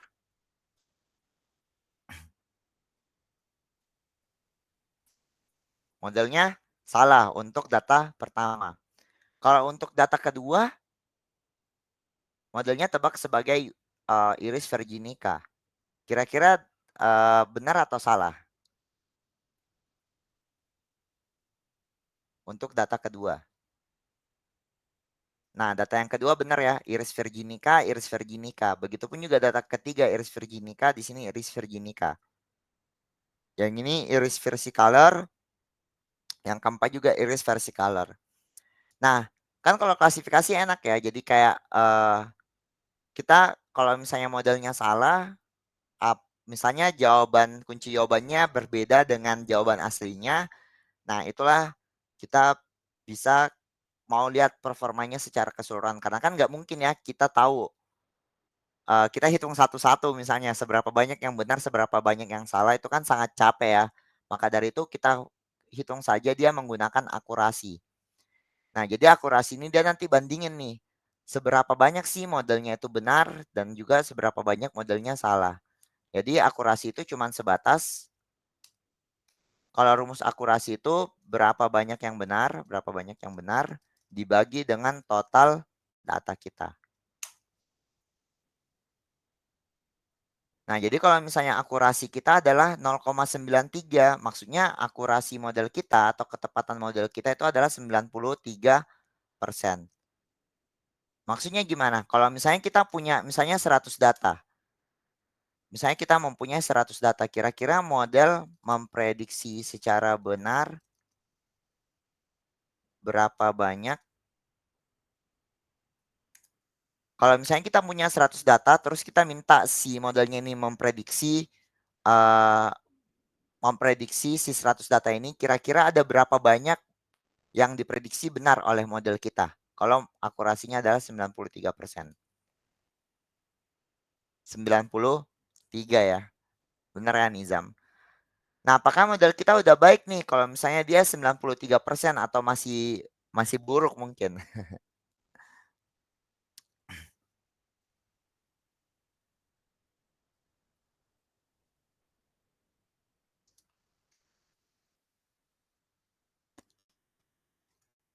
Nah, sebenarnya mungkin masih bisa ditambah ya, kayak mungkin kalau kayak kita siapa tahu kurang puas, kita masih bisa ningkatin. Tapi kalau misalnya di real world ya, Mas dan Mbak, 93% itu udah hal yang sangat bagus, kayak akurasi di atas 80% itu udah sangat bagus banget, karena model itu ya pasti ada salahnya, kayak gitu kan. Ada pasti sesuatu yang nggak bisa ditebak secara benar dengan model. Tapi kalau udah dapat 93%, tandanya ya cukup banyak yang benar ya ditebak oleh modelnya. Ada yang pernah 100% Mas? Nah, sebenarnya ada yang pernah 100% kalau di data tren, tapi sangat jarang sih, palingan cuma 98%. Itu pun kalau untuk data-data yang simple ya. Tapi kalau datanya itu adalah kayak data-data real world, misalnya kayak di kasus finance, kayak di data-data bank, itu biasanya jarang banget sih sampai 100%. Karena pasti ada data yang bisa dikatakan dia tuh anomali lah. Anomali itu kayak di luar kebiasaan kayak gitu, yang dimana susah ditebak sama model. Dia baru pertama kali muncul, jadi biasanya modelnya salah nebak kayak gitu. Boleh Nanda. Jadi untuk akurasi apakah ada standarnya Mas? Maksudnya tadi aku dengar dari Mas Irfan kan di atas 80 itu udah bagus kalau di nyata, berarti apakah 80 itu standarnya gitu? Jadi maksudnya dapat dikatakan baik kalau di atas 80 atau gimana Mas? Atau mungkin berapa? Oke, mantap. Nah, apakah terdapat standarnya? Jadi sebenarnya kalau misalnya terdapat standarnya, lagi-lagi ya itu tuh kayak tergantung. Tapi kalau misalnya kayak mau dikasih angka ya, biasanya di atas 80% itu sudah dikatakan baik. Kayak gitu. Nah, ini tuh kenapa mungkin beda-beda atau tergantung? Karena beda-beda nih di sebuah kasus-kasus tertentu, pasti beda-beda juga nih standarnya. Maksudnya kayak gimana? Misalnya di dalam kasus psikologi ya, saya di psikologi kayak nebak penyakit dan lain sebagainya. Psikologi itu kan manusia ya, yang dimana ini tuh memang sesuatu yang sangat sulit untuk ditebak. Bahkan untuk di kasus psikologi, di atas 50% itu sudah bagus. Tapi kalau misalnya untuk kasus-kasus yang menyangkut nyawa, misalnya kayak misalnya kayak keamanan pesawat misalnya ya, siapa tahu kayak prediksi apapun lah misalnya di pesawat, ya pasti dia harus strict ya, yang dimana dia misalnya harus bagus banget nih kayak di atas 90%. Di atas 90%. Nah, ada juga misalnya di kasus finance, kayak misalnya prediksi apakah seseorang itu bakal gagal bayar kredit atau tidak. Nah, bank itu kan nggak mau rugi ya. Jadi mungkin dia juga pengen akurasi yang setinggi mungkin. Tapi bagaimanapun ya nggak bisa juga sih. Jadi biasanya datanya ya kalau misalnya untuk di bank juga kayak biasanya di atas 80% atau di atas 85% itu udah dianggap cukup baik. Kayak gitu. Jadi ya lagi-lagi ini jawaban yang mengesalkan ya yang pernah jadi meme di GDSC. Kalau setiap ditanya itu jawabannya it depends, tapi ya gimana ya maksudnya kayak emang kenyataannya seperti itu sih. Jadi ya tergantung dari permintaan stakeholder kita juga sih pastinya. Kayak gitu. Tapi ini adalah hal-hal yang ku tahu ya, bahwa kalau di kasus psikologi itu di atas 50%, misalnya kayak di keamanan itu biasanya apalagi yang menyangkut manusia itu harusnya yang tinggi-tinggi banget, di atas 90% itu udah baik. Tapi kalau dikasih angka 80% itu udah dikatakan cukup baik, kayak gitu. Nah, gimana nih? Pertanyaan bagus dari Mas Agung ya. Sebenarnya kalau untuk belum puas, gimana nih cara menaikkan akurasinya? Nah, itu adalah pertanyaan yang sangat sering nih ditanyakan juga sama orang-orang ya. Meningkatkan akurasi. Nah, ini sebenarnya nggak ada standar baku ya bagaimana cara meningkatkan akurasi. Karena ini pasti banyak banget hal yang bisa dilakukan untuk meningkatkan akurasi. Tapi yang bisa dilakukan adalah kita tuning model. Di sini mungkin saya nggak contohin ya, tapi wait. Jadi sebenarnya apa sih maksudnya tuning model itu? Tuning model itu adalah kita mempengaruhi bagaimana cara algoritma atau model kita itu belajar. Sama kayak orang kan. Orang itu kan misalnya kayak kita pengaruhin bahwa dia harus belajar subuh doang nih atau dia belajarnya cuma di sore hari doang. Itu kan nanti akan mempengaruhi performa dia juga ya. Nah, begitupun juga dengan model machine learning. Kalau kita pengaruhin bagaimana cara dia belajar, kayak kita tuning modelnya, kita tuning biasanya disebut hyperparameter. Nah, ini bisa saja dia meningkatkan performa model kita. Tapi apakah pasti? Belum tentu juga. Tapi ini bisa dilakukan. Nah, yang kedua, kita bisa membersihkan data atau kita pre-processing ulang data yang dilatih. Ini banyak banget juga metodenya. Tapi kalau misalnya saya boleh kasih, ini saya kasih keywordnya aja ya, nanti bisa dicari terlebih sendiri. Jadi mungkin kita bisa lakukan scaling ataupun misalnya feature engineering. Ini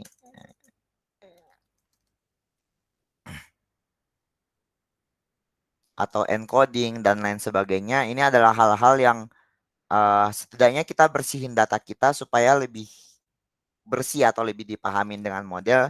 Harapannya model itu bisa lebih bagus lagi dalam memprediksi atau untuk meningkatkan modelnya. Kayak gitu. Nah, yang ketiga palingan menambah data atau mencari prediktor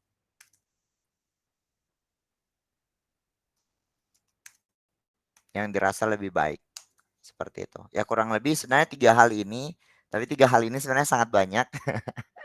Jadi nanti palingan bisa dicari-cari aja ya kayak apa sih scaling, apa sih feature engineering, sama apa sih kayak encoding prediktor ya. Encoding prediktor dan lain sebagainya. Kayak gitu mungkin untuk Mas Agung. Tapi saya juga misalnya meningkatkan model, walaupun saya melakukan ketiga hal ini, 3 hal ini yang pasti saya coba, tapi walaupun yang saya lakukan belum tentu juga bakal meningkat. Mungkin bisa saja hal yang udah saya lakukan itulah yang paling terbaik. Jadi ya namanya pembuatan model machine learning itu memang trial error ya. Jadi pembuatan model ML itu trial error, jadi pasti dilakukan lebih dari sekali. Kayak Anda sangat hebat ya kalau baru buat model machine learning, sekali dilatih langsung bagus banget, itu mantap. Tapi di sini tenang aja kalau misalnya memang pembuatan model machine learning itu pada saat pertama kali dilatih hasilnya nggak terlalu baik, itu tuh hal wajar. Kita bisa tingkatin dengan banyak hal. Kayak gitu. Nah, mungkin sementara ini itu. Mungkin gimana dari Mas Agung, ada pertanyaan follow up mungkin atau dari teman-teman lain? Aku Mas mungkin follow up yang tadi. Ya, boleh, boleh, Pak. Ya itu untuk yang aku ya itu kan Mas Irfan bilang itu kalau psikologi manusia ya yang prediksi itu di atas 50% udah bagus. Beratnya kalau 51 kan udah bagus, itu bukannya tetap 50-50 ya Mas? Maksudnya gacha ya? Iya, sebenarnya masih gacha sih kalau misalnya kayak 50% ya. Kayak gitu. Jadi ya kalau misalnya 51 mungkin bisa ditingkatin lagi lah jadi 60 lah ya. Oke. Mungkin ada pertanyaan lagi, tapi nanti aja aku simpan. Oh ya, boleh, boleh. Sip. Nah, itu sebenarnya untuk kasus klasifikasi ya. Jadi sebenarnya yang harus dipahamin adalah misalnya Mas dan Mbak udah paham dengan artian flow utamanya. Flow utamanya itu cuman persiapan data, kemudian setelah itu menentukan prediktor sama targetnya, terus kita bagi data latih sama data train, terus kita latih modelnya, dan kita evaluasi modelnya. Nah, di sini udah oke. Jadi sebenarnya cuma 3 hal itu saja, atau beberapa hal itu saja yang mungkin harus atau setidaknya bisa dipahami sementara ini. Jadi kalau misalnya memang masih mau nanti melanjutkan atau mencari hal yang lebih mengenai flow ML, jadi flow ML sementara ini adalah membaca data dan juga persiapan data, terus menentukan prediktor X dan targetnya itu adalah Y, membagi data latih dan data train, terus melatih model. Setelah melatih model, evaluasi model. Nah, ini adalah sebenarnya kayak flow utama ya, atau flow paling minimal. Palingan yang bisa diubah-ubah atau yang di custom sama Mas dan Mbak kalau misalnya memang mau melakukan peningkatan akurasi ya itu di sini tingkatin performa atau di persiapan datanya. Tingkatin performa. Seperti itu. Entah ganti model ataupun tuning itu juga bisa banget.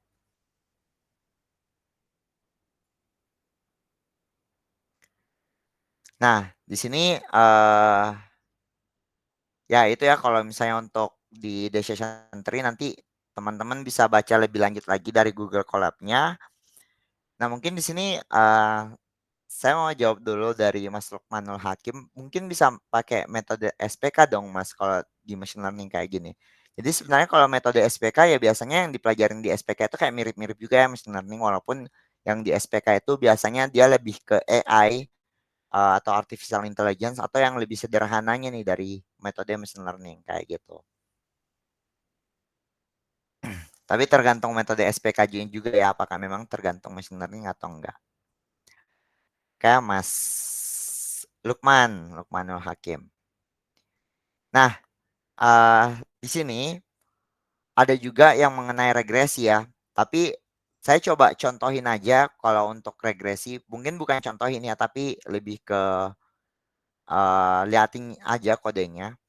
Nah, jadi misalnya lagi-lagi kita cuma pengen prediksi harga rumah berdasarkan apa? Berdasarkan jumlah kamarnya nih. Kayak gitu. Jadi kayak kita punya bedrooms, kita punya house prices. Nah, kan kalau misalnya kayak kita visualisasikan, kita tahu semakin banyak semakin banyak kamarnya, semakin banyak juga ya semakin tinggi juga ya harga rumahnya. Kayak gitu. Nah, gimana nih caranya supaya si model machine learning-nya itu bisa membuat aturannya atau dia bisa membuat garisnya. Jadi kalau misalnya nanti kita punya rumah dengan kamar 6, dia tahu nih kalau kamar 6 itu kira-kira berapa harganya. Nah, itulah yang ingin kita lakukan pemodelan machine learning. Nah, kita bisa gunakan model linear regression ya. Jadi, caranya lagi-lagi sama. Kita tinggal gunakan saja atau buat objek kosong.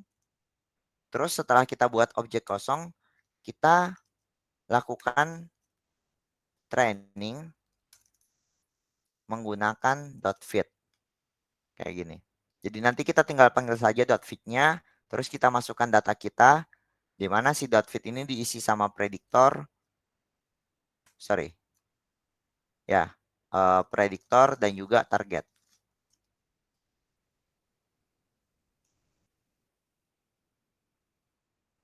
Nah, jadi sekarang si model regresinya udah bisa nih. OPLT-nya belum ku jalanin ya. Oke.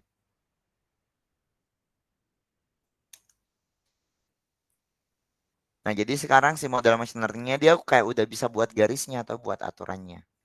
Kayak gitu. Karena dia udah bisa buat garisnya atau aturannya, tandanya dia juga udah bisa dilakukan prediksi ya. Jadi misalnya kayak kita punya rumah dengan dengan jumlah kamar 6 dan juga 7, kita ingin tahu nih berapa jumlah atau berapa harganya. Nah, si model machine learning-nya udah bisa tentuin, oh harganya itu sekitar 102.000 dan juga 119.000 gitu. Nah, jadi sebenarnya ya kurang lebih yang kita lakuin kita cuma nanti buat objek kosong aja terus kita masukin aja di .fit ini. Kurang lebih pasti kodenya cuma kayak gitu aja. Kodenya simple ya, maksudnya nggak sebanyak itu. Mungkin kayak nggak ngoding web development sama ngoding Android, tapi mungkin apanya lagi tuh permasalahannya adalah di persiapan datanya aja atau kita mencari datanya aja untuk di project machine learning kita. Kayak gitu. Nah, jadi di sini Mas dan Mbak nanti bisa coba-coba ya. Di sini ada latihan Mas dan Mbak bisa coba-coba. Sama di sini ada additional other machine learning model. Jadi kan sebenarnya kalau kita lihat di sini ada model machine learning yang lain, banyak banget model machine learning yang lain, bisa dicoba-coba aja. Tapi intinya sama, intinya adalah kita buat objek kosong. Jadi kayak si objek gradient boosting ini kita masukin ke dalam GBC. Setelah itu latih model menggunakan .fit. Dengan masukan apa? Dengan masukan prediktor dan juga target. Sama juga nih yang di bawah ini juga sama. Kita buat model kosongnya, tapi ini untuk regresi. Terus kita .fit aja dengan data kita. Nah, terus kalau misalnya mau lihat model-model lainnya, di sini udah ada juga dokumentasinya ya. Jadi palingan bisa dilihat. Wait. Nah, jadi ini banyak banget ya kalau mau linear model. Di sini supervised model, di sini banyak banget juga pilihannya. Ini ada juga super vector machine untuk klasifikasi sama regresi, itu juga bisa dilihat aja. Intinya sama ya, palingan kita cuma panggil saja. Wait. Oh, ini gokil sih. Nah, palingan kita buat objek kosongnya aja ya. Kayak kita tinggal panggil SVM, SVC, kayak gini, terus kita latih pakai .fit. Terus kita masukin prediktor sama targetnya. Paling cuma itu saja dulu yang mungkin Mas dan Mbak bisa ubah-ubah ya. Sementara ini poinnya, setidaknya kalau udah paham cara ubah-ubahnya nanti modelnya, nanti bisa ke tahapan yang lebih kompleks lagi. Dalam artian kayak di preprocessingnya. Preprocessing data tadi nih yang cukup banyak juga. Dan cukup ribet juga ya biasa untuk dilakuin. Kayak, sorry di sini saya scroll ke atas ya. Seperti yang ditanyain oleh Mas Agung tadi ya, yaitu untuk ningkatin akurasi kita bisa processing kayak scaling, feature engineering, sama encoding. Kayak gitu. Tapi untuk saat ini, sebenarnya Mas dan Mbak cuma tahu aja dulu. Sebenarnya kalau udah tahu flow utamanya itu baca data, persiapan data, terus juga nentuin prediktornya, yang mana target, yang mana prediktor, terus juga membagi data latih dan juga data latih dan data trend itu sama ya di sini. Data latih dan data tes sama melatih model dan juga evaluasi model. Nah, setidaknya di sini udah oke juga ya. Di sini Mas Hasan jadi iri ya sebagai Android developer karena karena tinggal import dan dikit. Jadi emang itu ya enaknya dari pemodelan machine learning, palingan cuman diubah-ubah datanya. Kalau untuk awal-awal masih enak sih belajarnya. Akhir-akhir pasti selalu nggak enak belajarnya. Kayak gitu. Nah, sebenarnya untuk materi kita udah selesai ya untuk Witalk kali ini, malam ini.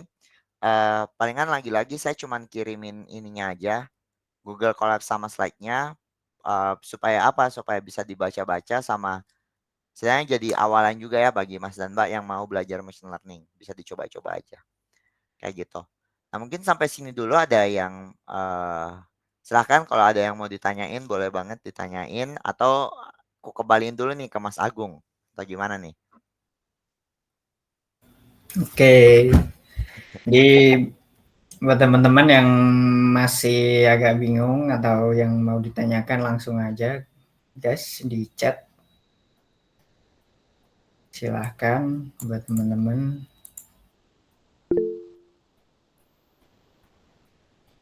Oke, Mas Nanda, silahkan.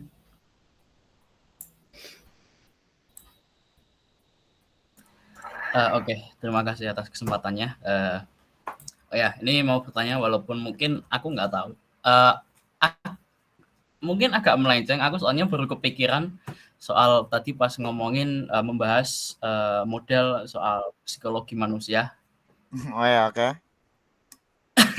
Jadi aku nanya kalau di machine learning ini sendiri tuh ada itu nggak sih Mas kayak semacam kode etik lah ibaratnya. Kayak etik kita nggak boleh bikin model kayak gitu gitu. Misal kita nggak boleh ya kan model kalau AI kan ya kita kan kita kadang nggak tahu gitu. AI itu mikirnya gimana? Kita cuma ngarepin ngelatih AI supaya jadi apa yang kita inginkan. Tapi kadang kan kita nggak bisa memprediksi hasilnya gitu loh. Contohnya mungkin anggap saja kayak ChatGPT kemarin kan awal-awal sempat ada kayak masalah tipe, masih ada bisa nge-prompt yang hal-hal yang bahaya kayak misal cara buat bom gitu dan mungkin yang lainnya kayak gitulah. Dan apakah di eh, bidang machine learning ini tuh mungkin AI lah kalau lebih besarnya itu ada kayak semacam kode etiknya gitu. Mungkin tidak tertulis lah ibaratnya. Oh ya. Nah, sebenarnya kalau misalnya untuk kode etik ini itu pasti ngikutin budaya juga ya. Pasti kalau misalnya kode etik itu mengikuti budaya. Jadi kalau misalnya untuk kode etiknya ya yang namanya machine learning at least kita nggak gunain data-data konfidensial nih misalnya. Tapi kalau misalnya untuk kode etik lainnya, saya kayak ngikutin budaya. Maksudnya kayak gimana sih ngikutin budaya? Ya, kode etik. Eh sebenarnya nggak ada kayak aturan khususnya gitu ya mengenai kode etiknya kayak wah nggak boleh ini nggak boleh itu. Tapi at least kita ngikutin budaya dalam artian hal yang ingin digaungkan sekarang di machine learning itu supaya datanya makin diverse atau kayak makin beragam. Nah, maksudnya kayak gimana tuh? Jadi misalnya ini tuh pernah kasusnya di Google Photos ya kalau nggak salah ya. Jadi kan Google Photos itu kayaknya mencoba untuk mengklasifikasikan juga foto-foto yang ada di HP kita gitu kan. Apakah foto-foto ini orang atau bukan. Nah, sayangnya model yang digunakan data trend yang digunakan misalnya untuk satu ras tertentu saja. Jadi ras lain tidak dikenali. Ini kan sebuah suatu concern juga ya. Jadi misalnya kayak cuman orang kulit putih aja nih yang dikenalin sebagai manusia. Terus pernah tuh di kasus Google Photos justru orang kulit hitam itu dikenali sebagai gorila misalnya. Itu kan kayak sesuatu yang wih, parah banget nih mesinnya rasis gitu kan. Nah, itu juga suatu concern. Jadi sebenarnya datanya itu makin diverse atau makin beragam.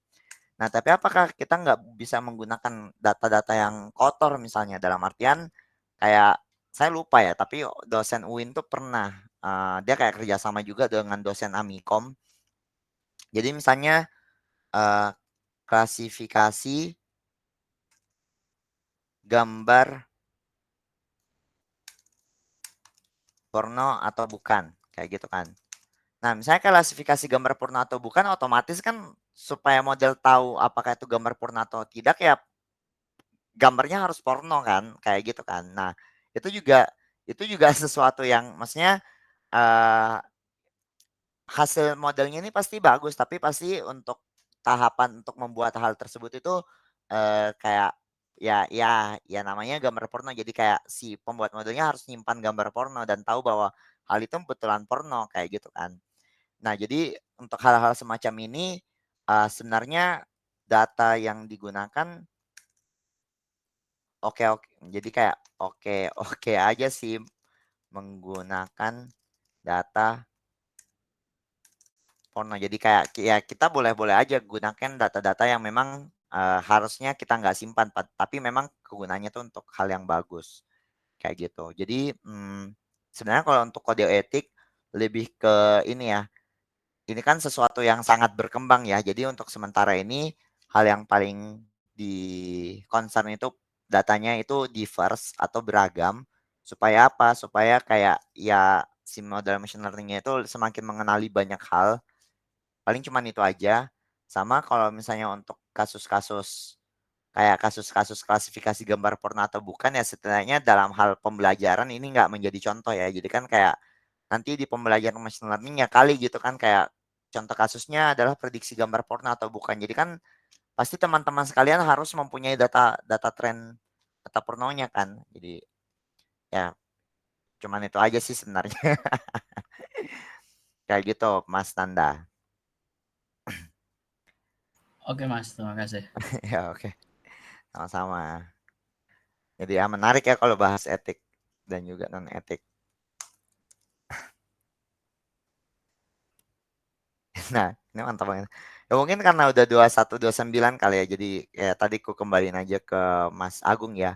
Palingan kalau misalnya kayak, siapa tahu mau ditutup dan lain sebagainya, terus masih ada pertanyaan, nanti kita coba ini aja, nanti kita coba diskusi aja di LinkedIn ya, nanti bisa di-connect-connect aja. Jadi kalau bagi Mas dan Mbak belum punya LinkedIn, silahkan dibuat dari sekarang, setidaknya kalau buat LinkedIn, terus Mas dan Mbak connect sama orang-orang lain. Di situ Mas dan Mbak melihat kayak kenapa sih orang-orang produktif banget. Siapa tahu bisa menjadi acuan juga, makin berpacu juga ya untuk, eee, lebih produktif. Di sini juga banyak kesempatan kayak magang ataupun kerja, sama ilmu-ilmu lainnya. Jadi silahkan dibuat, terus nanti kita connect aja ya di LinkedIn, kayak gitu. Oke mungkin itu aja, kembaliin lagi ya ke Mas Agung. Oke, mungkin sekarang sebelum menutup mungkin bisa sesi dokumentasi dulu gitu. Oh ya, boleh. Di sini saya stop presenting atau gimana nih? Ya, Stop presenting ya? ya. Yuk. Oke, Waduh. gimana kemarin Anda? Silakan dipimpin Anda. Oke siap, mungkin aku ambil alih untuk dokumentasi, ini khusus dokumentasi. Ayo teman-teman bisa on cam sebentar, kita tunggu 1 menit ya mungkin siapa? Oke, Tovan. Oke, cukup banyak nih yang on cam. Ini wah ada yang baru, pacet hijau, mantap. Kemarin bujang ceria, ini pacet hijau, siap.